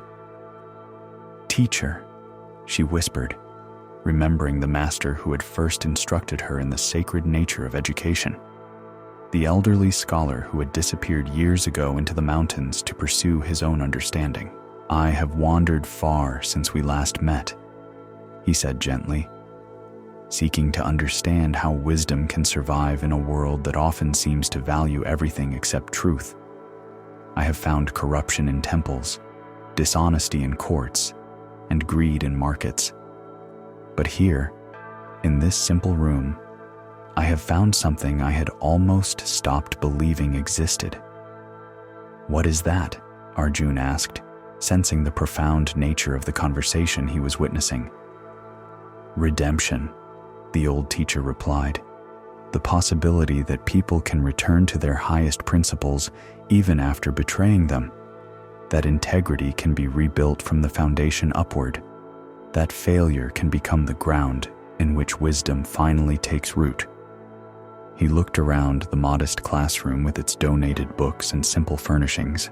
"This is more beautiful than any palace, more valuable than any treasure, because it represents the triumph of truth over convenience, of character over commerce, of service over self-interest."